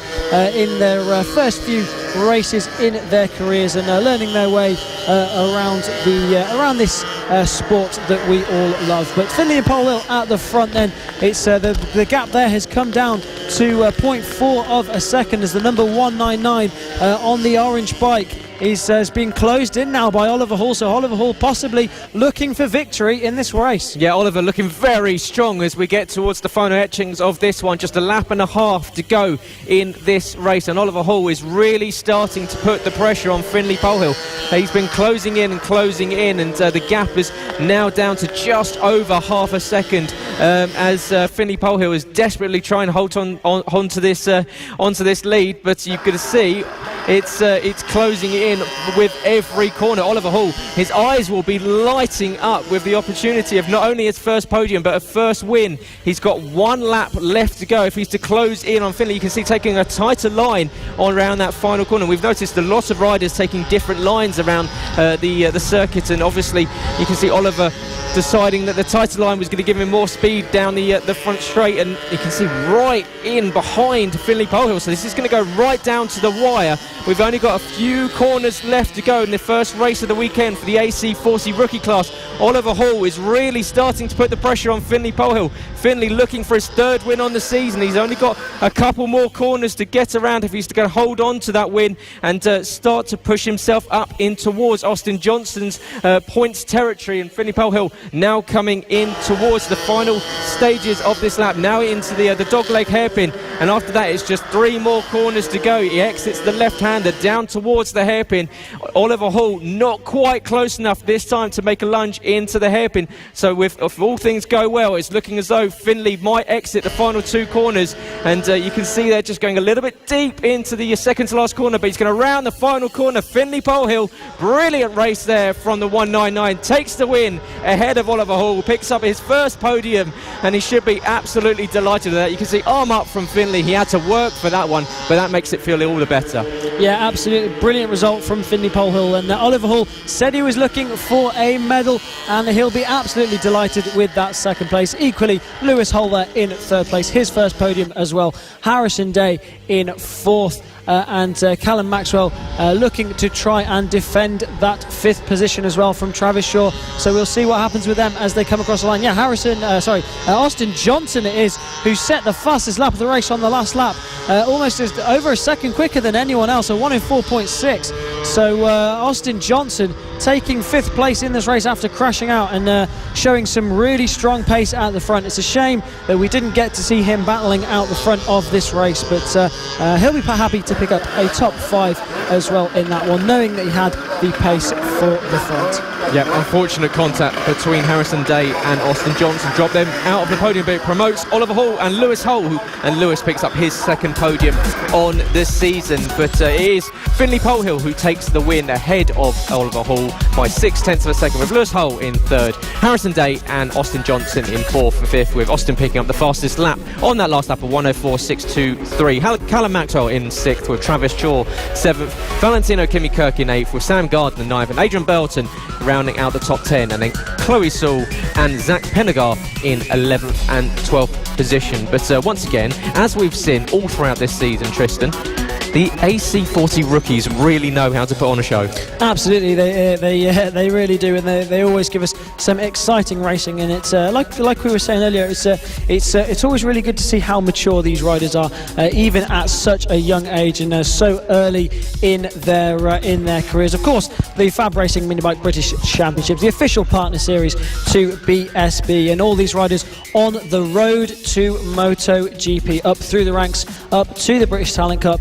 And on that road to MotoGP, and the final step in the FAB-Racing section of the road to MotoGP is the MKGP 70s, who are going out on circuit next for their first race of the weekend, and one that's really hotting up well at the front, with a brilliant championship battle between Lucas Brown and Johnny Garnett. Yeah, and that's a battle that it's been evolving as the season's gone on. Unfortunately for Johnny, he missed last time out at Wilton Mill, and the rider in his place to manage to take a hat-trick of wins and a big lead going into this one, 36 points, is Lucas Brown. And Lucas was absolutely fantastic in Wilton Mill, just comfortably taking the victories, and really well done, and he'll be looking at taking it to Johnny Garnett. Of course, Johnny Garnett making that step up to the British Talent Cup last weekend, making his debut in the championship over at Snetterton, and picking up a point on his debut in race 2 for them, and I'm sure he'll be happy with that. But he's back to push for this championship. Of course, he's the reigning LC40 Elite champion. He's now going for the MKGP 70 championship, but Lucas Brown, with that 36-point lead, will be hoping at holding Johnny at arm's length. Yeah, absolutely. But Lucas has been really strong this weekend on pole position and has been looking really good this weekend. So I think we're going to see an absolute battle between Lucas Brown and Johnny Garnett. But you can't discount Josh Bannister with the big number 2 there, lining up second place on this grid. He's going to be looking to get in between these guys as well. So it's definitely going to be a battle out the front. Yeah, this is always a brilliant category to watch as they head off, and it will be Lucas Brown leading away from Josh Bannister, Johnny Garnett and Harrison McKay on row 2, with Alfie Davidson on row 3, with Mason Foster in 6th position, Clayton Edmonds in row 4 in 7th position, with Ben Jolliffe in 8th, Holly Harris in 9th, with Felix Dorling 10th, and Jacob Stevenson and Ted Wilkinson rounding out row 6. But it will be Lucas Brown and Johnny Garnett, and watch out for Johnny Garnett starting in 3rd position. He needs to get past Lucas Brown and start reeling in those points that he lost after missing missing Wilton Mill. There we go, another tongue twister as you usually find up here in the commentary box. But if you're watching, welcome to the action here from Ellough Park. It is round 5 of the FAB-Racing mini-bike British Championship. We're on the Norfolk-Suffolk border in East Anglia, and myself, Gareth Hall, and Tristan Finocchiaro will be bringing you wall-to-wall coverage of the season here at FAB. Of course, 3 more rounds left to go after this. We're off to Rowra in 2 weeks' time, then Red Lodge, and then announced this week will be Llandow in South Wales in the final race of the season, round 8, and that will be in mid-October. So plenty of action to sink your teeth into, but it will be Ellough Park this time, and plenty of racing. This is race 1 of 3 for the MKGP 70s. It's Lucas Brown on pole, Josh Bannister in 2nd, Johnny Garnett, who is back from the Talent Cup, the 57. You can see he's just parked to the inside of Lucas there, just having a run down to turn 1. Who gets off the line? It's Lucas that gets a brilliant start down towards turn 1. Johnny Garnett is going to try and sweep around the outside in 2nd position. Does he get a move? He does. We've got a rider down, and that's it is already a rider down. It's Alfie Davidson that's found himself on the deck but back up on his feet, and the number 8 bike is wheeling to the side trying to get the bike restarted. But brilliant start there from Lucas. Yeah, absolutely brilliant start from Lucas Brown, and a brilliant start from Johnny Garnett there. Front wheel in the air, but managed to get round the outside of the pack into turn 1. So Johnny Garnett is going to be looking to try and reel in the number 29 of Lucas Brown, with that championship battle hotting up really nicely at the top of the MKGP 70 Championship. Of course, this is the final step for the junior classes before they move, or before these riders move up to the British Talent Cup or over into BSB. So the final stage on their route to MotoGP in the FAB-Racing mini-bike British Championships, and it's all about that battle at the top of the championship between Lucas Brown and Johnny Garnett. Lucas Brown setting the fastest lap off of the line, but of course he hasn't had to pass anyone at the front, so he's managed to get a clean getaway out the front, and has got a good gap at the beginning of this race, 1.3 second gap over Johnny Garnett. So what can Johnny do about Lucas Brown at the front? There you can see the number 29 with the black bike of Lucas Brown leading the number 57 of Johnny Garnett just in the bottom of the picture with the red bike there. So Lucas Brown coming into the dogleg hairpin one more time. Harrison McKay there in 3rd place, a good ride from him as well on that, with that True Heroes livery, a livery you'll be familiar with if you've been watching the Ducati tri-options as well.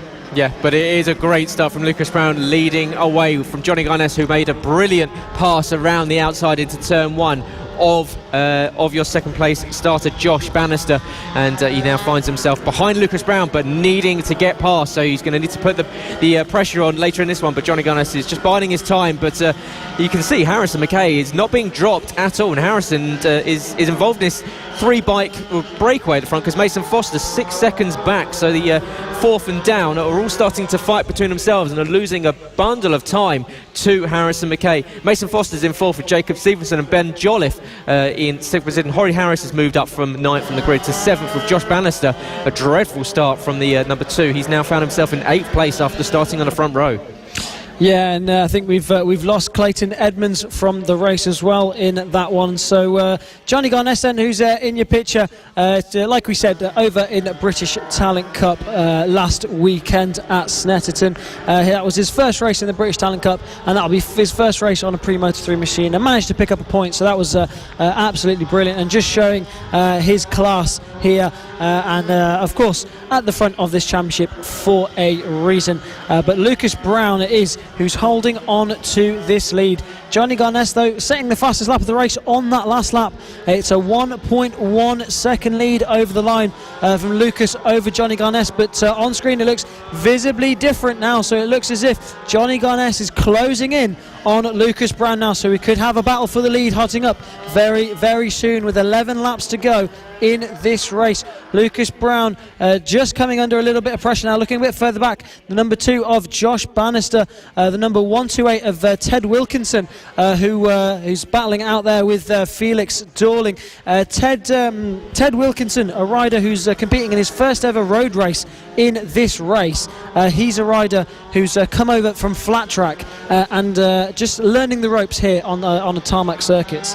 Yeah, and it's great to see riders make that transition and challenge themselves up against some more accomplished circuit riders, the likes of Johnny Garnett, Lucas Brown, Harrison McKay, Mason Foster, who are all fighting at the front of this championship. And there is your battle for the lead. Lucas Brown has really been caught by Johnny Garnett, so Johnny really starting to put the pressure on. We've got 10 laps left to go, so plenty of time if you're Johnny Garnett to close in on Lucas Brown. Lucas looking for his 5th win on the season, Johnny looking for his 6th win on the season. The pair of them have been particularly dominant over the likes of Mason Foster, who's back in third in the championship, 57 points back from Lucas Brown's points total. And you can see Lucas just holding on to the place there, going slightly deep, and that's going to open up the door for Johnny to get a running him down the main straight towards turn 1. Johnny just not quite able to get the power down. Very slippery circuit. You can see standing water starting to appear all over the circuit now, so it's going to be quite tricky, and a lot of these riders will be equally trying to stay on 2 wheels, which is a lot harder than most people think. Yeah, absolutely, especially in conditions like this. We saw how many came victim to the conditions back at Wilton Mill. Thankfully, most riders being able to stay on at the moment. But Lucas Brown is then still leading, and that's Johnny Garnett that's gone down. The number 57 has gone down at the left-hander. So Johnny Garnett down and out of this race, trying to get his bike back up and get back into this race so he can score some points for the championship. So Lucas Brown now with a comfortable lead over Johnny Garnett. He won't know that Garnett has gone down until he comes round to see it, but that's Lucas Brown then with a big lead now, and Johnny Garnett's trying to get restarted back into this race, and we'll see what position he's managed to get himself back into to pick up some points. Yeah, we were just saying the slightest of mistakes in these conditions can cost you, and Johnny Garnett falling foul of that standing water, just losing adhesion on the tyre going around the fast turn 5, and unfortunately going down, and will promote Harrison McKay up into 2nd position, and Mason Foster now up into 3rd. Johnny Garnett has dropped past multiple bikes, so yeah, Johnny with some work to do. He's now got a huge gap between himself and Mason Foster, so it's almost 11 seconds that he's got to close in on. So yeah, it's a big job for Johnny Garnett if he's to get back on the podium. So really now it is Lucas Brown that just needs to keep it on 2 wheels. You can see it's the conditions are getting worse and worse with each lap. Visibility is starting to close in as well, with it being so misty and just miserable out on circuit. But Lucas Brown, he's not fazed by it at the moment, and as you can see there, that's Clayton Edmonds starting to get closed in on by your race leader Lucas Brown on the 29, and Clayton unfortunately circulating in 12th position. A couple of laps down, gets passed by your race leader. But yeah, Lucas Brown is, well, seemingly enjoying these conditions. He's not had one single wobble. Yeah, absolutely, and it just goes to show that absolutely anything can happen in motorcycle racing. At the beginning of this championship, Johnny Garnett was looking really comfortable and a really comfortable favourite in this championship, but Lucas Brown now stretching out that championship lead at the top of this championship. Took 3 wins back at Wilton Mill with Johnny Garnett not there due to injury, and now Garnett down to 4th spot, giving the perfect opportunity for Brown to stretch out this championship once again. So it just goes to show absolutely anything can happen in motorcycle racing. Looking now at the number 61 of Harrison McKay in second place. A brilliant ride from Harrison. He has managed to get himself onto a podium in the past and will be looking to pick up a second place in this race as well. So brilliant to see there from the number 61 of Harrison McKay as he just comes around getting close to lap Clayton Edmonds, who's had some problems earlier on in this race, and he's a couple laps down on these riders, but will still be looking to pick up points in 12th spot. So a really unfortunate race for the number 146 of Clayton Edmonds with 6 laps to go in this race. But Lucas Brown then with a hefty 10.5 second lead over your second place man Harrison McKay. Yeah, and Lucas circulating the track almost 2 seconds faster than anyone else. He's really enjoying himself out there, and we'll be looking at extending this championship lead that he currently owns over Johnny Garnett. Of course, Johnny now dropping to 4th position after going down just a few laps ago. Luckily for Johnny, damage limitation for him, managed to get back on the bike, back underway, and but he was looking like he was shaping up a move on Lucas Brown earlier in this one, but just that slight bit of power too early, and it sent the bike sideways, and down he went. And but it is Lucas Brown that's the beneficiary of that. He is holding on to a 10.7 second advantage, 18 seconds over Mason Foster. So Lucas Brown is just disappearing off into the distance and starting to lap a number of these bikes already lapped up to 5th position. Yeah, absolutely. Flying out the front is Lucas Brown, like you say, putting down a pace that no one else can quite match at the moment. Johnny Garnett is who has the fastest lap of the race at the moment, but Lucas Brown, like you say, out the front, setting down a really good, consistent and fast pace at the front. Looking at Johnny Garnett now then, 4th spot in this race. He's going to be doing everything he can to try and catch the 3rd place man of the number 88, Mason Foster. He's about a second and a half quicker than Mason at the moment, but it's a big gap that Johnny Garnett will have to try and bring in on the number 88 of Mason Foster. So a tall order for the number 57, but it's damage limitation as your second place man in the championship is looking to pick up as many points as he can, with Lucas Brown out front looking to pick up a comfortable win here at Ellough Park. Almost 12-second lead over Harrison McKay on that last lap. Mason Foster in 3rd. Johnny Garnett trying to close in on Mason Foster, but with 4 laps to go, it's going to be very difficult for the number 57. Yeah, and the danger here for Johnny Garnett is over pushing in these conditions. He's gone down, he's probably frustrated, he'll be angry with himself. He doesn't want to make another mistake and go down.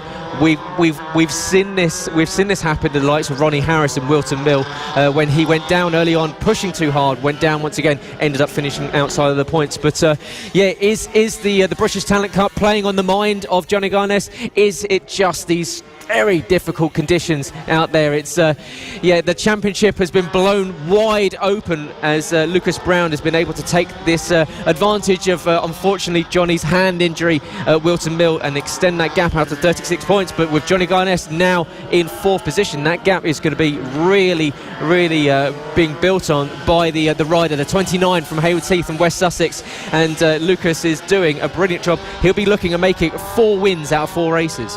Yeah, absolutely. And as Harrison McKay just tries to make his way through there on some lap traffic, it's number 87 of Felix Dorling. Felix, who's got a bit of a VIP guest watching over him this weekend in the form of Cameron Fraser, the GP2 rider, and also had some success over in the Stock 600 class last year as well. So a bit of help coming from the VIP of Cameron Fraser this weekend as well. But the number 61 of Harrison McKay is then who's flying at the moment to pick up, who's looking strong to pick up second place in this one. Looking at that battle then there between the number 87 of Felix Dorling and the number 2 of Josh Bannister, but it's all about Lucas Brown at the front, and Lucas at the front has just eased off the pace a little bit, which I think is really mature and really clever from him. He doesn't need to be going around setting fastest laps of the race because he's got a hefty lead at the front of this one. 15 seconds it was over the line, so he just needs to make sure he brings it home in one piece and picks up 25 points. Yeah, he would have had a glance behind a couple of times and seen that his championship rival Johnny Garnett is now 22 seconds behind, but Garnett is now really starting to close in on Mason Foster for third position. The gap's now down at just over a second, and he's got about a lap and a half left to close in. And you think, if you're Johnny Garnett, he knows that he's got to recover some points, but it's not going to be easy getting past Mason Foster. We've seen Mason has been very strong in the wet so far on this Metro Kit bike, so yeah, it's going to be a bit of a workout for Johnny Garnett if he's to close in on the 88, but Mason Foster, I'm sure, will not make it easy for Johnny. Johnny now 1.3 seconds behind Mason as we go on to the final lap of this one. Lucas Brown leading, has had a comfortable, since we're getting a rocket start off the line, led into turn one and has controlled the race from there. Only came under threat very, very briefly from Johnny Garnett, but unfortunately due to a fall from Johnny, he's just been left on his own. He's built this lead up, as you say, to around about 15 seconds. He just needs to keep it on two wheels for the final few corners of this one, and Lucas Brown will be making it 4 wins in the last 4 races here in the MKGP 70s. He's just got 2 more corners to head around, and Lucas Brown will be absolutely elated with this one. And he comes across the line, and Lucas Brown is your winner once again, cruises across the line. Very difficult conditions. As we're behind, we've got a battle still going on between Johnny Garnett and Mason Foster. In fact, Garnett has got ahead of Foster going into the final lap, so Garnett now finds himself onto the podium. He's going to come around the final corner. He just needs to get around the final corner, and Johnny Garnett just about manages to get onto that podium after going down, but a brilliant recovery ride there from him. He was 11 seconds down on Mason Foster. Absolutely, and you could just see there recovering into third place with the fairings, the front fairing on that bike just hanging loose at the front of that one. So a brilliant recovery there from the number 57 of Johnny Garnett. Damage limitation for him as Lucas Brown takes the win for race 1 here at Ellough Park for the MKGP 70s. There it is, confirmed then. Lucas Brown takes the win ahead of Harrison McKay, taking a brilliant second place, almost 15 seconds back. Johnny Garnett then recovering to take third ahead of Mason Foster. Jacob Stevenson taking a brilliant 5th place ahead of Holly Harris. Alfie Davidson in 7th, Ben Jolliffe in 8th. Felix Dorling taking 9th with the number 128 of Ted Wilkinson, rounding out the top 10 in his first race on tarmac, ahead of the number 2 of Josh Bannister in 11th. Unfortunately, Clayton Edmonds not finishing that one, the number 146, unfortunately suffering from a bit of bad luck here at Ellough Park. But next up then, it's going to be the Extreme 200s that are ready to go out and do battle for their race 1 here at Ellough Park. Yep, and the Extreme 200s, always a good show. Of course, Charlie Nesbitt, Eddie O'Shea, Harrison Crosby, Ryan Hitchcock, the likes of those that we see up in the BSB paddock. And yeah, definitely some fun action. We'll be heading out on circuit very, very shortly. But thank you very much for joining us, whether you're here in the paddock or you're watching, of course, on motorsport.radio or Fab Racing's YouTube and Facebook page. Let us know if you're watching, who you're supporting. Give us a like, give us a follow, a share, all those words that you say, all those good things that you do on the socials. It's always good to hear from you as well. So get in touch with us, and of course you can go to @Motorsport Radio and @Fab Racing on Twitter to let us know who you're watching, where you're watching from, and what you'd like to see in this very wet and miserable Ellough Park circuit out in East Anglia. And of course, we've got plenty more action throughout the day. Just as we've got the Extreme 200 starting to filter their way out on circuit. Of course, race 2 and race 3 for each category will be tomorrow. So plenty of action throughout Sunday. So if you think, I've got nothing to do this weekend, well, come and sit and watch Fab Racing. We'll be joining you for it. Myself, Gareth Hall, and Tristan Finocchiaro, bringing you all the action from all the races this season here at Fab Racing. This is round 5 of 8 here at Fab Racing, and we are here at Ellough for the first time in a very, very long long time. The first time a lot of these riders would have seen this circuit, and unfortunately for them, it is now turning almost monsoon-like out there. So probably not the best conditions for what everyone will want. But yeah, it's probably this is the wettest we've seen it so far this weekend, Tristan. So what are the conditions going to be like for these riders? Of course, they've been out there on greasy conditions, but now it's really we're starting to see the standing water evolve on circuit. Yeah, absolutely. Like you just said, the first time we've seen standing water so far this weekend. So the worst conditions that we've had this weekend, and the riders like the championship leader at number 86, Charlie Nesbitt, opting not to go out in this wet weather. He's probably got his sort of thoughts on next week at BSB, so he doesn't want to be going out injuring himself and getting wet. So championship leader not in this one, but it's going to be Harrison Crosby then, the number 93, who's going to be lining up on pole position. British Talent Cup rider just ahead of another British Talent Cup rider of Eddie O'Shea. Charlie Nesbitt should be lining up in third, but not going out on the grid in this one. Ryan Hitchcock then, number 43, will be in fourth, ahead of number 44 of James Cook in fifth. Another British Talent Cup rider ahead of number 52, Evan Belford, last year's MKGP 70 champion, ahead of the number 114 of Jack Andrews in seventh spot. And rounding out your grid, just looking there at the number 52 of Evan Belford on that KTM 85 machine. They're lining up on the grid. It's almost like a second British Talent Cup race, this one, Gareth, as Harrison as pretty much all of these riders on this grid also racing in the British Talent Cup, apart from Charlie Nesbitt and Jack Andrews, but Charlie Nesbitt's not coming out to do battle in this one, so pretty much all British Talent Cup riders. A couple of adjustments there for Harrison Crosby, lining up on pole position 93, just trying to get a few things sorted. As you can see, we're getting ready to go on this one. As you say, yeah, a lot of British Talent Cup riders. Eddie O'Shea with a decent points haul today will take the championship lead. He's only got an 8-point gap between himself and Charlie Nesbitt as they look to the lights out and underway, and it's a good start from Crosby, but it's an even better start from the 43 of Ryan Hitchcock. Sweeps up into turn one. Eddie O'Shea trying to go with them, but unfortunately he's falling down the order a little bit. Harrison Crosby trying to come back there at Ryan Hitchcock, but Ryan, brilliant start from fourth from the grid. Yeah, absolutely. Yeah, brilliant start there from Ryan Hitchcock. Got a little bit of a slide out of turn one, but controlled it beautifully, and opting that supermoto style here in these wet weather conditions, just dropping a leg through the corners, and so is Evan Belford. But that's Ryan Hitchcock that's gone down. The number 43 took the lead of this race, and now down and out at turn 5, tries to get the bike back up and rejoin into this race. So a good start from Ryan Hitchcock, but then threw it all the way down at turn 5, which has gifted the number 93 of Harrison Crosby the lead, ahead of James Cook and Evan Belford as well. Eddie O'Shea also out there in this one, so he's going to be looking to climb up through the field. A rider we see really strong in this class as well, but the number 93 of Harrison Crosby, British Talent Cup rider, but hasn't taken a win so far this year in the Extreme 200s. No, hasn't, but will be eyeing up one indeed. James Cook in second position with Evan Belford now moving up to third. Eddie O'Shea, not a great start from Eddie, falling down the order, now in fourth position with Ryan Hitchcock unfortunately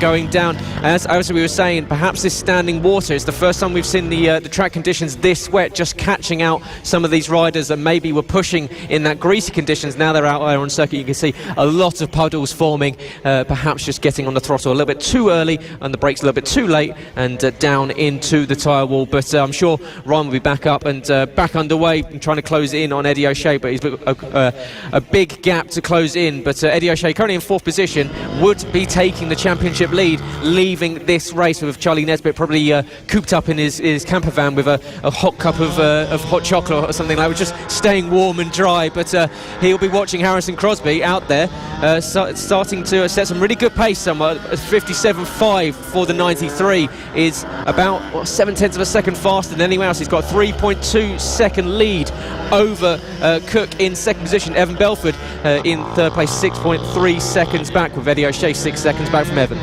Yeah, down in fourth place, Eddie O'Shea, not not where we're used to seeing him, but he's riding around in this race on his pit bike 140 in the Extreme 200 race. So a bit down on power is Eddie O'Shea in this one, opting not to go out on his CRF 150. Perhaps some problems with that one, so he's riding around on his PB 140 in this race. But Harrison Crosby then it is who's still leading this one on his KTM 85 ahead of James Cook, brother of Max Cook, who we've seen also come up through the FAB-Racing ranks and racing over in the Junior World Championship with the British Talent team there, and British Talent Cup champion as well. So James Cook currently riding in the British Talent Cup and currently second place in this one. But like we said, it's almost like another British Talent Cup race in this Extreme 200 race, with all these riders currently on circuit, also British Talent Cup riders. So they're here doing a bit of training, having a bit of fun, and also taking their racing extremely seriously as we look at the MKGP 70 champion from 2019 on his road to MotoGP. He's come up through the ranks. He's now in British Talent Cup, and he's fighting his way through the ranks and trying to look to get up to the higher level of this sport. But number 52 there, we're just looking at third place at the moment in this race, really enjoying himself out there in these wet weather conditions and slipping and sliding around this Ellough Park circuit. Yeah, and you were just saying that all these riders, of course, British Talent Cup riders, and yes, it's a smaller circuit, and they're not on the same bikes they would be in British Talent Cup. But as you say, it's practice. This is brilliant wet weather practice. You're on a slightly different bike, so obviously the bike will handle slightly different. You can see the puddles spraying up there from Eddie O'Shea's bike. But yeah, it's brilliant for these riders to come back down to FAB-Racing, get those reps in difficult conditions. We've seen all throughout the season, we've had bright hot sunshine at clay pitching. We've seen these heavy rain showers at Lydd. We've seen heavy rain showers here at Ellough Park, and equally at Wilton Mill as well. So varying conditions, and it works perfectly for these riders that just come and hone their skills. Yeah, absolutely, absolutely. So it's all about seat time for these riders, and they're going to be looking to try and graduate from the British Talent Cup and make their way over to race in Europe and possibly the Junior World Championship and stuff like that. And riders out there, riders in Spain, they're on a bike pretty much week in, week out, always constantly training. So that's exactly what these riders need to be doing. And if they're not over at BSB, they're here at FAB-Racing, training, having fun, and also making sure, like you say, they're getting those reps in and getting ready to get out there into the world of racing. But that's Harrison Crosby that's gone down again. I believe that's at turn 5. Yet it is. That's Harrison Crosby then down. Tries to get back onto the bike. He's got something just hanging off the handlebar there, but he's going back into this race. Is he still in the lead of this race? I think he's got a nice comfortable. No, it's James Cook then, who's now going to be up into the lead of this race as he comes into the left-hander. So drama as two race leaders have gone down in this race. Yeah, the conditions are worsening with every lap. The rain is really starting to cause an issue for multiple riders in multiple categories, but across the line will come James Cook taking the lead after we've seen two race leaders already go down. Harrison Crosby, who had just about managed to get back on the bike and hold off Evan Belford, who was starting to close him down. You can see Evan starting to come into shot as we follow Harrison Crosby, and it is but there it is, the 2-1-3 of James Cook that is leading this one. But yeah, it's a really strong race. There's the 44, of James Cook. He's got 2-1-3 on the side. That was a faux pas from me. He's done that to confuse us, Gareth. He's done that on purpose. But no, yeah, 2-1-3 on the side, but number 44 is on the front of that bike. So that's James Cook then leading this race. A rider we've seen, like we said, come up through the MKGP 70s and is currently in the British Talent Cup and also doing really well in this Extreme 200 race. We're doing really well to find where the grip is, set a good, solid, consistent pace at the front of this race, and more important than anything, stay on the bike with 3 laps to go in this Extreme 200 race here at Ellough Park. So it's brilliant to see all these riders coming back into this grid and enjoying themselves, sliding around, perhaps not enjoying themselves today in these conditions as much as they will have been in some of the dry conditions we had yesterday, but it's still really important training and really important experience for all of these riders. Yep, and it is currently It's currently James Cook from Harrison Crosby. Evan Belford has been dropped a little bit by Harrison, who's managed to get back on the pace after getting back on the bike after that fall at turn 5. Eddie O'Shea, as you say, down on power is down the order, but not losing any track time, which is, as you said, the most important thing out there. Just getting used to it, and but it is currently it's a bit of a race of attrition, with 2 leaders having gone down so far. We're on the penultimate lap of this one with James Cook, as Harrison Crosby goes purple last time round, 2/10 of a second faster than James Cook, with Ryan Hitchcock just cruising around there. Possibly a bike issue for the leader and the rider that came through from 4th from the grid to lead at the early stage of this one, unfortunately going down on the first lap. And unfortunately it looks as though, as you can see, something just fallen off of one of the bikes there on the let's have a look. Like I was going to say front brake guard, front brake guard on that one. That's possibly I think I saw hanging off there of Harrison Crosby's machine when he went down. So possibly some debris left from his crash there. So it's a thing you often see coming off from crashes, and nothing that's going to hinder him, obviously, because it's there to protect his front brake, to make sure he's not going to get hit and he's not going to fly off the front of it. Well, Detective Inspector Finocchiaro there, just deducing what it was that had fallen off. I'm sure we'll get clarification on that after the race. But yeah, it is still James Cook leading from Harrison Crosby. Evan Belford back in 3rd, and Eddie O'Shea in 4th. Ryan Hitchcock is a lap down after cruising around with what seems like a bike issue, unfortunately, for the 43. But it is the 44 of James Cook, with just a few more corners to head around. He's just in the infield section, making his way around the circuit now. Just a few corners, just stay on 2 wheels, and he'll be picking up a win on the season, which is something I'm sure he'll be pretty happy with in these conditions. So this mini BTC Championship race here in the Extreme 200. So we've got a plethora of British Talent Cup riders out on track, and they're coming around, and around the final corner does come James Cook with the checkered flag in sight, takes it and wins the race here. Race 1 of the Extreme 200s here at Ellough Park, and using that fall from Harrison Crosby to benefit, but you will take a win any way they come. Absolutely. He's looking around behind him there, just trying to see where everyone went, but it's a 7-second lead he had in the end over Harrison Crosby, who's going to again pick up another podium in this championship ahead of Evan Belford, who I believe that's the first podium for Evan Belford in that one, ahead of Eddie O'Shea and Ryan Hitchcock as well, who crashed out on the first lap, rejoined and still picked up 5th place in this one. But it's James Cook then who took the win on the number 44 and the number 213 bike there of James Cook.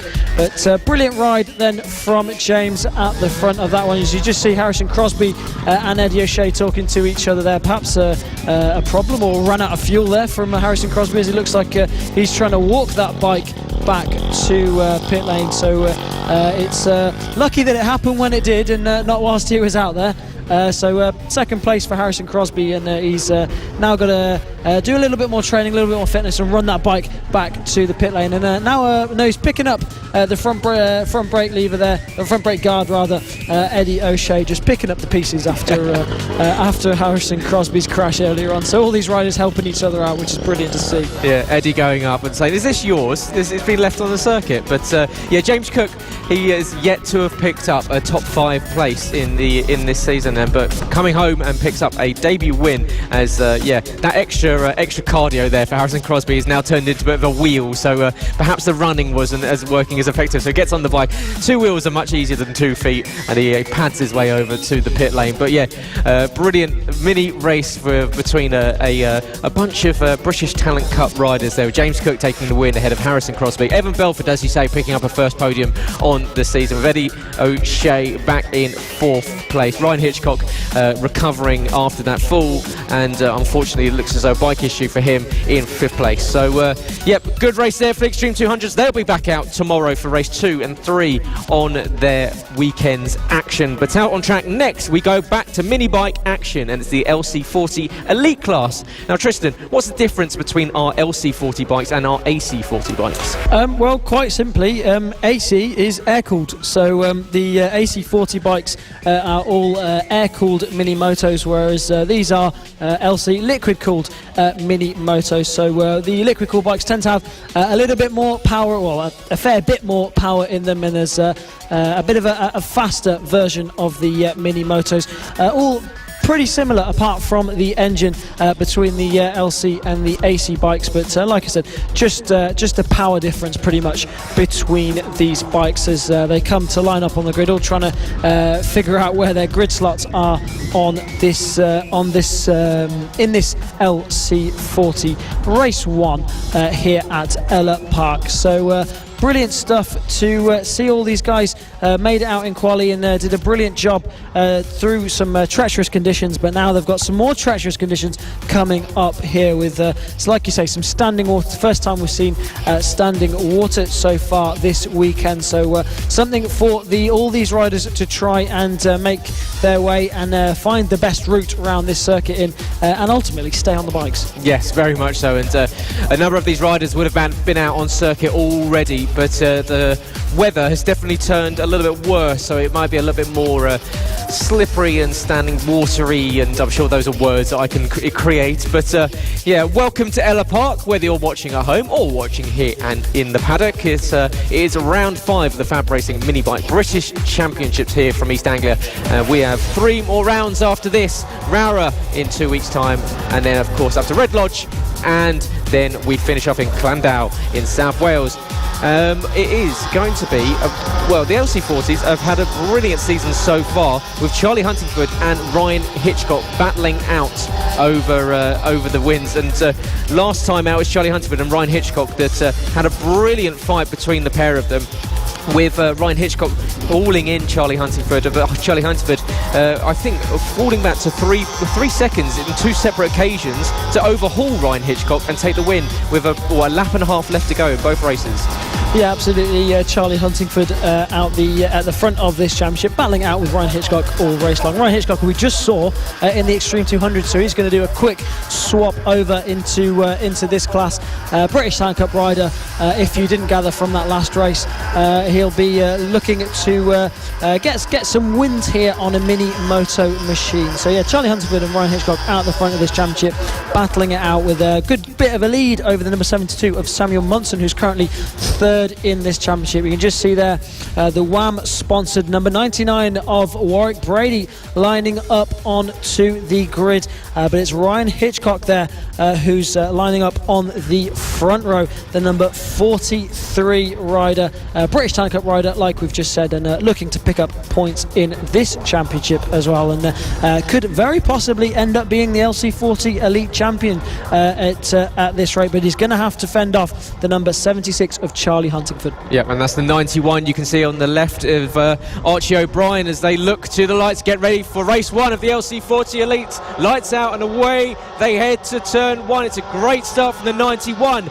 of Archie O'Brien. The pole sitter Warwick Brady falling right down the order of Ryan Hitchcock, right down the order, but Archie O'Brien, good start from him. Warwick Brady in 2nd position. Yeah, and I think there's some problems there for the number 43 of Ryan Hitchcock, because he seemed to go backwards off the line, and he was continuing to go backwards on the straight, so perhaps some issue there for Ryan Hitchcock. But it's the number 99 of Warwick Brady who's leading this one. Hasn't had a win yet this year in the LC40 Elites. Possibly a podium back at Lyd, but we'll just check up on that one. But leading this race, yeah, 2 podiums back at Lyd for Warwick Brady in the wet weather conditions back there as well, so looking really strong at the front of this race as well. Also, you can see Archie Gibbs in there it is then. Ryan Hitchcock, your 2nd place man in the championship, coming into pit lane, and Charlie Huntingford is going to be absolutely smiling when he sees that, because he's going to be able to pick up some points. They're currently down in 10th place, I believe, at the moment, so but he's going to be looking to pick up some points. Now up to 7th place is Charlie Huntingford, so he's going to be able to pick up some points on Ryan Hitchcock with him going out of this race. But Warwick Brady is then leading from Casey Sperry, the number 20, currently in 2nd positions, made his way up through the grid right onto the back wheel of Warwick Brady, a rider who we saw really strong in the wet earlier on in the Metro Kit class as well. Yeah, Casey doing a great job, and once again fighting at the front in this one, really starting to put the pressure on Warwick Brady. The pair of them did identical lap times last time around, so 1:03.398. So that shows how fast Warwick Brady and Casey Sperry are. They were 2 seconds faster than anyone else, but absolutely matched each other for pace. So watch this one evolve as the race goes on. You can see behind the battle is going on between Archie O'Brien, Marco Holt, Archie Gibbs, Josh Bannister. Charlie Huntingford is on a charge, trying to come through the field. He'll know now that Ryan Hitchcock is out of this one, and he will be hoping of picking up some points. But there goes Casey Sperry up into the lead. So brilliant start from Casey. Now finds himself ahead of Warwick Brady and starting to really push on. Once again, across the line, they did times only half the 10th splits. So yeah, a really impressive time is down. We've got one of the riders. Yeah, that's Warwick Brady there that's gone down there on the WAM liveried bike. Unfortunately suffered from a couple of crashes earlier on in the season at Wilton Mill as well, and unfortunately crashing out of this one. Looked a little bit winded after that one, which is gifting Casey Sperry a big lead at the front of this one. About 5 seconds ahead of Marco Holt, who will be promoted up to second place now. So Casey Sperry at the front of this race, still with 6 laps to go in this one as he comes across the line to start. 5 laps to go now in this race for Casey Sperry, for him to pick up his first win in the LC40 Elites. Brilliant second place at the moment for the number 58 of Marco Holt, with Archie O'Brien defending the podium for the number 2 there, the other WAM liveried LC40 machine of Josh Bannister. Yeah, Casey Sperry, best result of 3rd, which he picked up at Wilton Mill 2 weeks ago in race 2, is now on for a race win, 8.6 seconds up the road from Marco Holt, who's doing a brilliant job on that bike to hold on to second place ahead of Archie O'Brien, with Sim Marco and Archie O'Brien very strong around Ellough Park already, with Josh Bannister up in 4th, Archie Gibbs back in 5th. Charlie Huntingford not able to close in on Archie Gibbs at the moment for the 5th position, so Charlie kind of sitting in that 6th position. But you've got to think, if you're him, you want to extend that lead over Ryan Hitchcock. It's 16 points coming into this round, but with no Ryan Hitchcock finishing this one, Charlie Huntingford needs to pick up as many points as possible. Yeah, absolutely, but he doesn't need to risk too much, because wherever he finishes in this race, he will be extending that championship lead. So Charlie Huntingford just needs to stay on that bike and finish this race, as Josh Bannister tries to go around the outside of the number 91 of Archie O'Brien at the final corner. Couldn't quite make it stick there, but looking menacing behind the number 91 is Josh Bannister at the moment, looking to pick up a podium. Has had quite a bit of bad luck so far this year, has Josh Bannister. A few technical issues earlier in the season. Unfortunately wasn't able to race at Wilton Mill after sustaining a head injury a week before, but he's back racing here and looking really racy behind the number 91 of Archie O'Brien. But looks like O'Brien's just managed to edge out a little bit of a gap over Bannister now. So Archie O'Brien with a bit of breathing space over the number 2 of Josh Bannister now as well. Holt, Marco Holt, looking good in second place ahead of these guys as well. But Casey Sperry now with quite a lead out the front, absolutely demolishing the field at the moment, is the number 20. Yeah, 2 seconds a lap faster than anyone on circuit currently is Casey Sperry.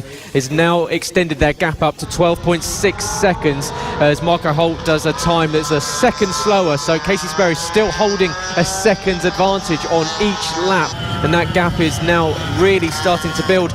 Marco Holt with a comfortable 4-second gap over Archie O'Brien, who is just holding off the Nuneaton rider of Josh Bannister in 3rd position. Just Josh desperately tries to get back on the podium for the first time in a couple of races. Archie Gibbs holding on to 5th, with Charlie Huntingford circulating but not really under pressure from behind and not really closing in on Archie Gibbs. So Charlie currently in 6th position. Josh Williams 7th, with Thorley Trevorrow in 8th. Luke Fitchett and Sam Munson rounding out 9th and 10th. Unfortunately, we've lost Warwick Brady and Ryan Hitchcock from this one. But it is Casey Sperry that comes around to start his start on the penultimate lap of this one, and with a comfortable gap, starting to really put the pressure on, just putting blistering lap times in. 14 seconds that gap's now up to. Yeah, absolutely incredible pace at the front from Casey Sperry, and if you're his family in the pits, you're going to be watching through your fingers in this one, because he's setting a pace absolutely blistering, and he doesn't need to be setting a pace this quick because he's got a nice comfortable lead at the front with 2 laps to go, but he's clearly quite comfortable running that pace at the front and doing a brilliant job in these wet conditions here at Ellough Park.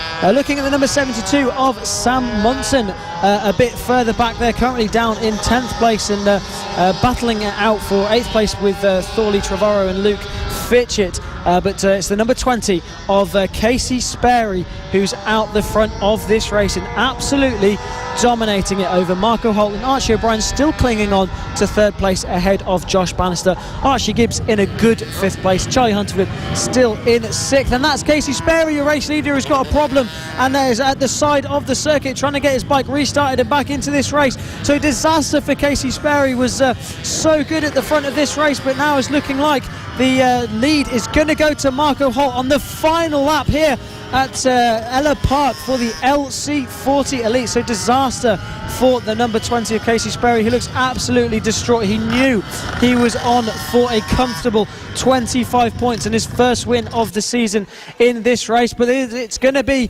the number 58 who's going to take his first win of the season. Did a brilliant job to cling on to 2nd place all race long and put a really comfortable pace in 2nd place, and he's going to come through the final few corners, goes through the dogleg hairpin for the final time, down into the hairpin for the final time. The number 5 there is the number 20 of Casey Sperry, distraught with that one unfortunately, but it's all about now Marco Holt, who's going to pick up his first win of the season in the LC40 Elites, comes around the final corner for the final time and takes his first win. It's Marco Holt takes the win for race 1 here for the LC40 Elites here at Ellough Park.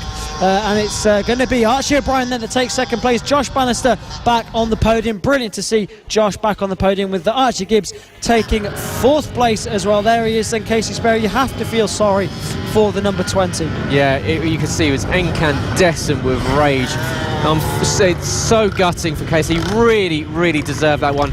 But really would just been putting in blistering lap times. But it is Marco Holt who is the beneficiary and takes home the race win, taking on the last lap, and comes and picks up his first win on the season. Archie O'Brien in 2nd with Josh Bannister rounding out the podium, with Archie Gibbs in 4th, Charlie Hunterford being promoted to 5th with Josh Williams in 6th, Thorley Trevorrow in 7th with Luke Fitchett in 8th. Casey Sperry is currently put into 9th position with Sam Munson back in 10th. Unfortunately, we lost Warwick Brady and Ryan Hitchcock earlier on in this one, but you've got to feel sorry there for Casey Sperry. It was on just superb form, looked nailed on for that victory, and just as we said earlier, anything can happen. He had such a lead and it's so unfortunate for the young man.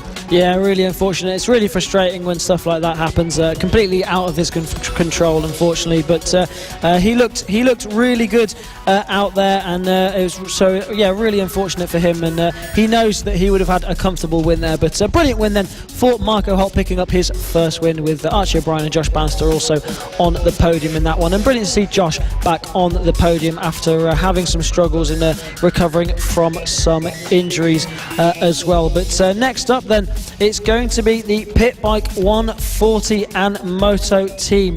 One race, but 2 classes within this race. Yep, this is the last race of the day here of the first day of the weekend here at round 5 at Ellough Park. And as you say, Pit Bike 140 and Moto team bikes out on circuit. It's always fun, it's always loud, there's always action on circuit. It's a very full grid, and it's always brought us some supreme entertainment. And whether you're watching the likes of the Pit Bike 140s with Charlie Nesbitt, Jamie King, Eddie O'Shea, Rossi Banham, the list goes on, or you're watching the Moto team fights with Simon Clowes, reigning champion, who has had Jason Pugh attached to him at the hip for the entirety of this season, and now a returning Will Howarth, who's looking very strong indeed in qualifying earlier on.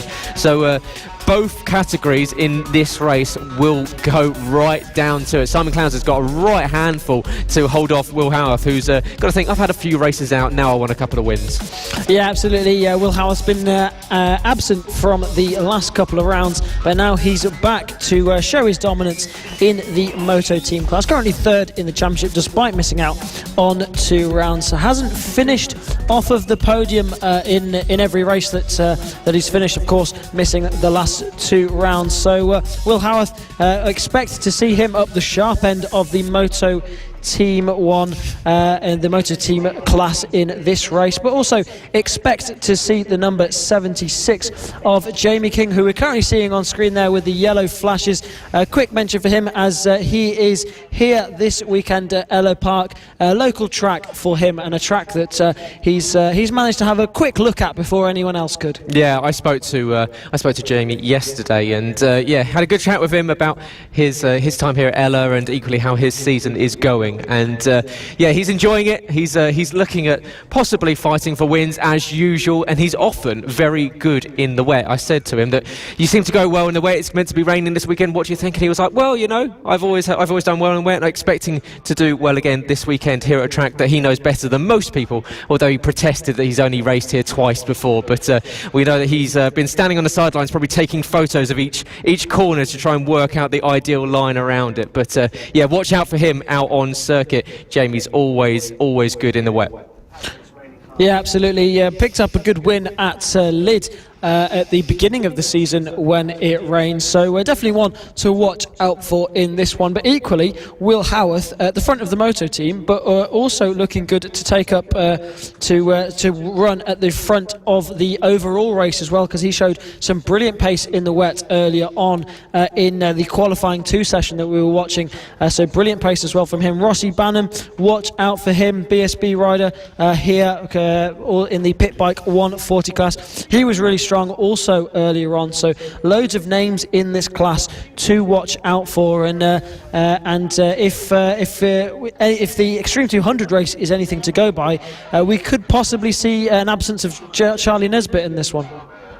Yeah, absolutely so. And so watch out for the Pit Bike 140, but also the Moto teams, because Simon Clowes will have Jason Pugh, I'm sure, for company, and Will Howarth will be equally back and fighting in this one. And it's a fantastic multi-class race, and they've enjoyed some brilliant racing so far. We've seen the likes of Charlie Nesbitt hopping curbs with Brad Ray back at Lyd. We've seen Jamie King and Eddie O'Shea, and Eddie O'Shea was absolutely superb at Wilton Mill 2 weeks ago. And fights throughout the field. It's one of those categories where we were saying earlier in the broadcast that it's all about fighting for position wherever you are. Everyone doesn't give up. It's even if you're fighting over 14th and 15th, it seems to be like they're inside their heads, they're fighting for that win.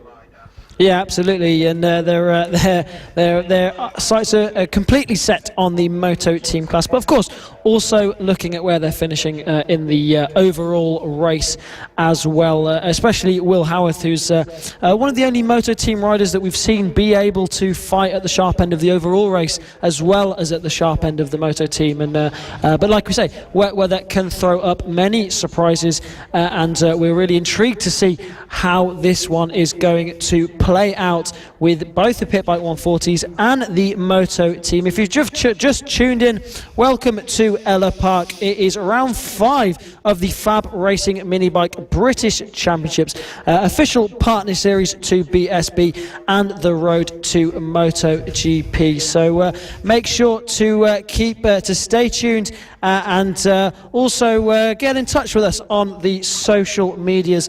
Do all the like, share, retweet, comment, all that stuff, as Gareth says, and make sure to get in touch and let us know who you're supporting here, both in the Pit Bike 140 and in the Moto team. Yeah, always good to hear from you guys watching at home, or equally, of course, everyone here and the paddock that hopefully is staying out of this miserable weather we're having here. And we've had word from one of the cameramen that we've had word from the rain might be getting a bit heavier where he's standing. It hasn't made its way over to the commentary box yet, but it's going to be a category that always throws up some excitement. So watch out for it when they head out on circuit very, very soon. One of the riders that we spoke to is one that we've spoken about quite often, is Marco Pandolfo. A few issues that he's had so far, but you spoke to him yesterday about how his season's gone. Marco Pandolfo racing this year in the pit bike 140s. Your first season of racing pit bikes. Just tell us a little bit how you got here. Oh, well, I moved to London 7 years ago. I used to race back in the days when I was 11 in the Italian Championship. So they said, let's have a bit of fun, and these are very budget solution to have fun, so I'm having a lot of fun here. This weekend, Ellough Park's a new circuit for most. Have you been here before? No, never. That's the first time for me. How'd you find it? It's a very nice circuit, very nice. There are a lot of corners where you can go high speed and enjoy driving. It's very nice. With in the pit bike 140 class, we see a lot of BSB riders in a lot of the races. What's it like riding on track with a lot of these guys? Oh, it's good. I think it's inspiring. It should be inspiring for a lot of people. It's good that you can compare yourself with someone that knows that is a benchmark, let's say. And so this weekend then, what sort of results are you looking for?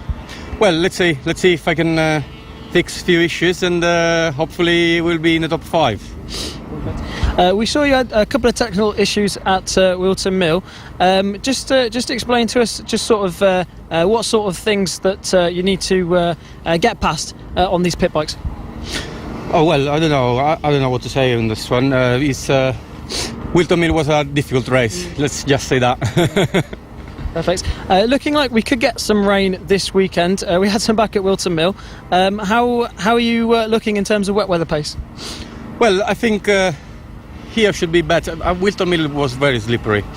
I didn't see much puddles. It rained yesterday. I checked this morning, and the circuit seems alright. It should be a nice race if it's raining. Awesome. Well, we wish you the best of luck, and thanks for talking to us. Thank you very much. Cheers, guys. Thank you. Marco Pandolfo there, looking confident in that he'll be quick in these wet weather conditions, and it's looking like he's definitely going to be able to put that one to the test, as the rain is coming down quite hard here at Ellough Park. But another rider we spoke to who likes the wet conditions is we were just talking about Jamie King, the number 76, who Gareth caught up with yesterday. Gareth Paul here, speaking to Jamie King, who knows this track here at Ellough Park. So what's it been like out there? It must be good, a little bit, well, just down the road from home. Yeah, it's been really good to be back here. It's been a long while since we raced here. It was about 10 years ago since FAB last come, so it's been good. Previous track days I've come here, it's been wet, so it's been nice to get some good dry time here today.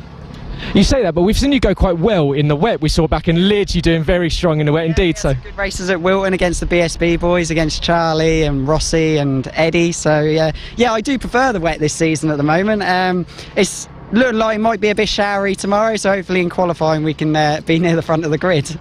Absolutely so, and of course it's been a pretty strong season for you. You've been fighting around that podium position, so how's the season going for your end? It's been really hard work, because obviously with Rossi, Charlie and Eddie, they're extremely quick riders, so I try and class myself as the best rider who has to go back to work on Monday, really. So yeah, it's not been too bad. Obviously it's good going out with them guys, because it ups my game, trying to have to keep up with them, and if them guys are not there, I tend to not go as quick, so it's good to have them guys pulling me along. Absolutely, of course, it's good to see the younger talent, younger generation coming through, and but of course you don't want them passing you too much. But yeah, what's it like, of course, when you're racing in this category that does have a variety of ages? Of course, you've got to watch out. Some maybe a little bit less experienced. So what's it like out there on circuit? Obviously with Charlie is obviously very experienced, even though Charlie, Eddie and Rossi are all still quite young still. Eddie and Rossi extremely young. But yeah, you've got that vast variety of riders, from people who do this from a bit of fun to them guys who are hoping to make a living out of it one day. So yeah, I try and keep with them, and then obviously I have the rest of my team who I like help out and things like that. So yeah, it's just the vast experience in the paddock. It's great, really. And goal for the end of the season, of course. We're over halfway through, so what are you thinking coming the last few races? Charlie's clearing up in the championship at the moment. So I won the championship last year. If we can get top 3, but I may just have a good time, and I come here just as much as I do for the social side as I do come for the race and just have a good laugh with my friends and that. So yeah. Top 3 in championship would be lovely. Get some more podiums. This is a big meeting for me because obviously it's my home track, so I'd like to try and do well this weekend. Great to hear, of course, the FAB-Racing community is strong as ever, and great to speak to you, Jamie. Good luck this weekend. Hopefully we'll see you on the podium.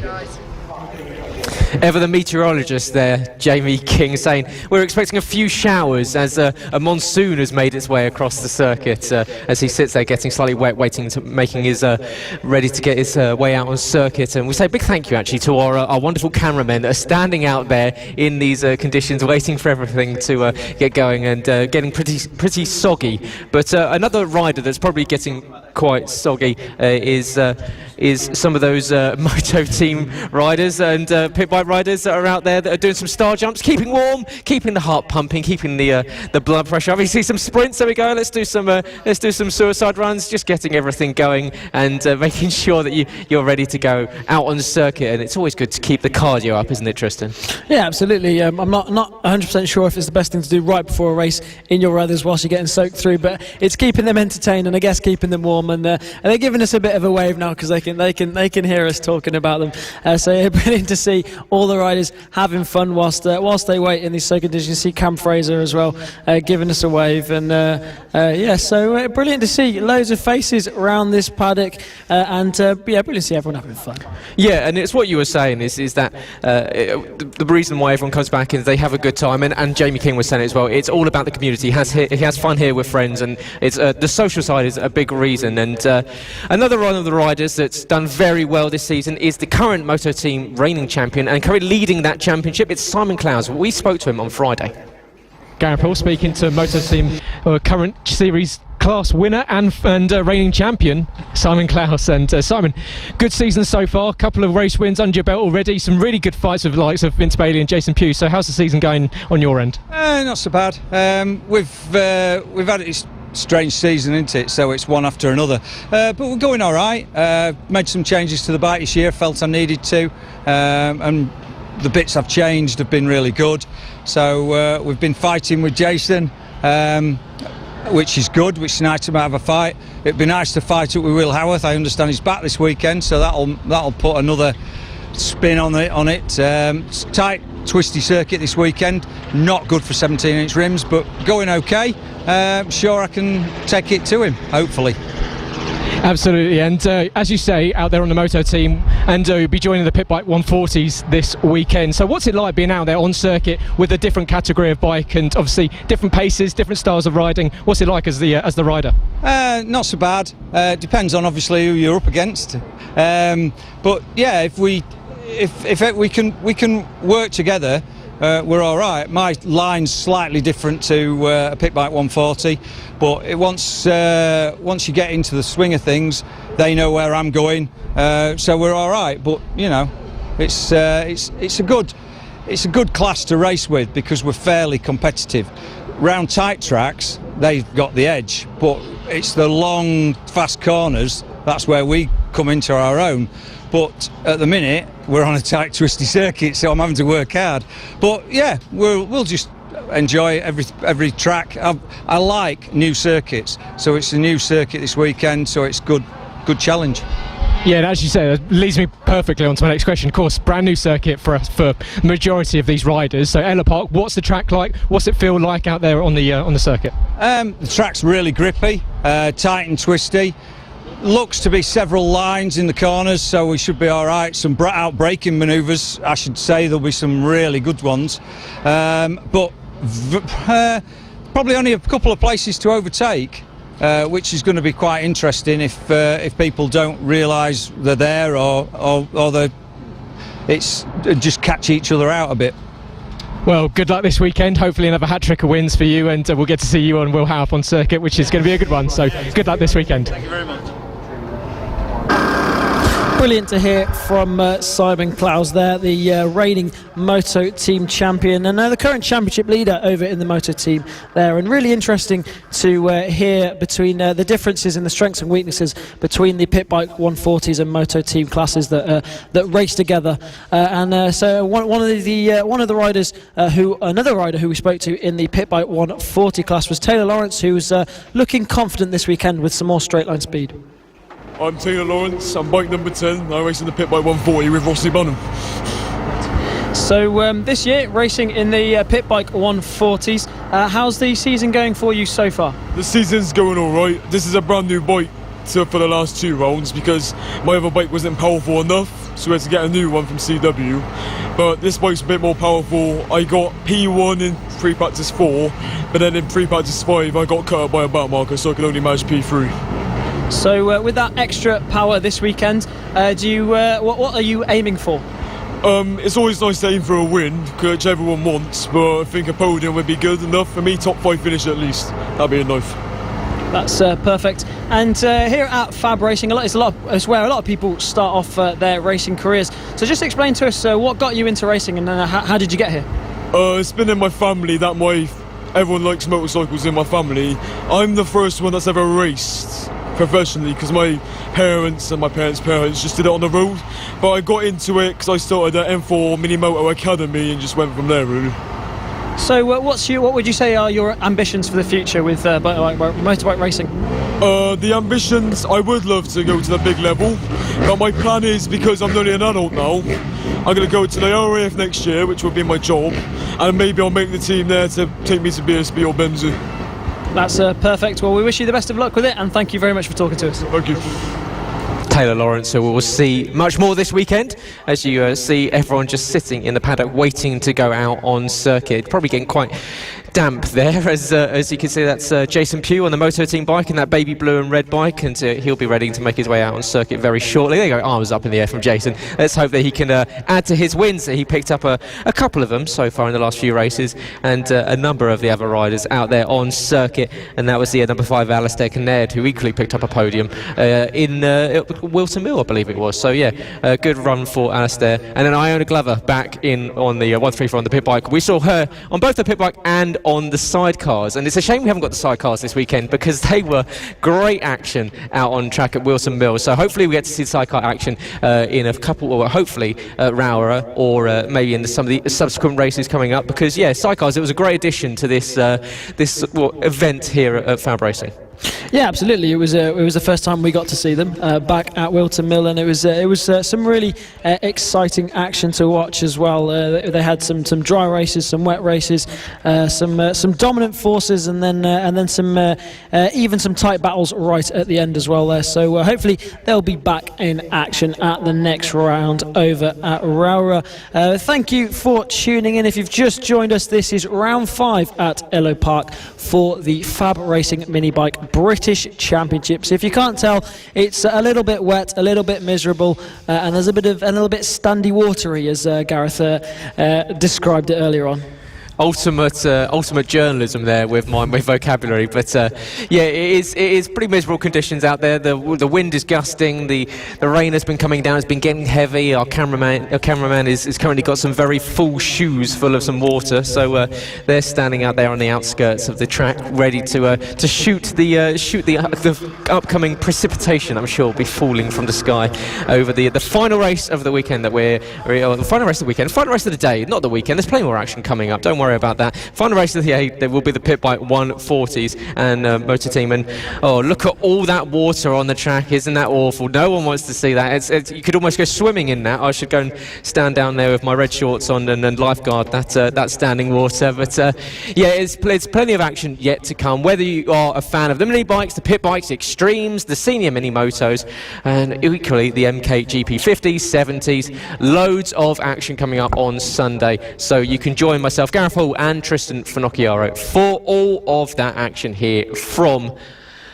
Ellough Park, there we go. There's the name of the circuit. We've been to so many in the last month and a half that you forget where you are half the time. We've got West Cumbria next up, so it's a long journey for the majority of us, all the way up to the Lake District, and we'll be heading up to Rower in 2 weeks' time. Then after that, Red Lodge, back over here in East Anglia, and then we finish off the season announced this week in round 8 and Llandow in South Wales, just off of or just between Swansea and Cardiff. So we end it off in some nice countryside down in South Wales. So you're looking forward to that one?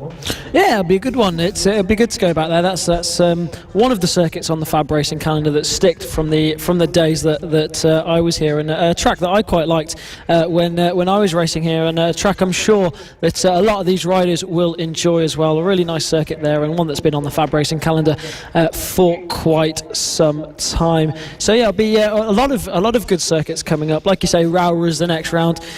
Big old drive to Rower, but it's definitely worth it. It's a really nice circuit, and some nice views, and always brings some good racing as well. All my memories of it seem to be wet, but Roger does assure me that sometimes it is dry up there as well.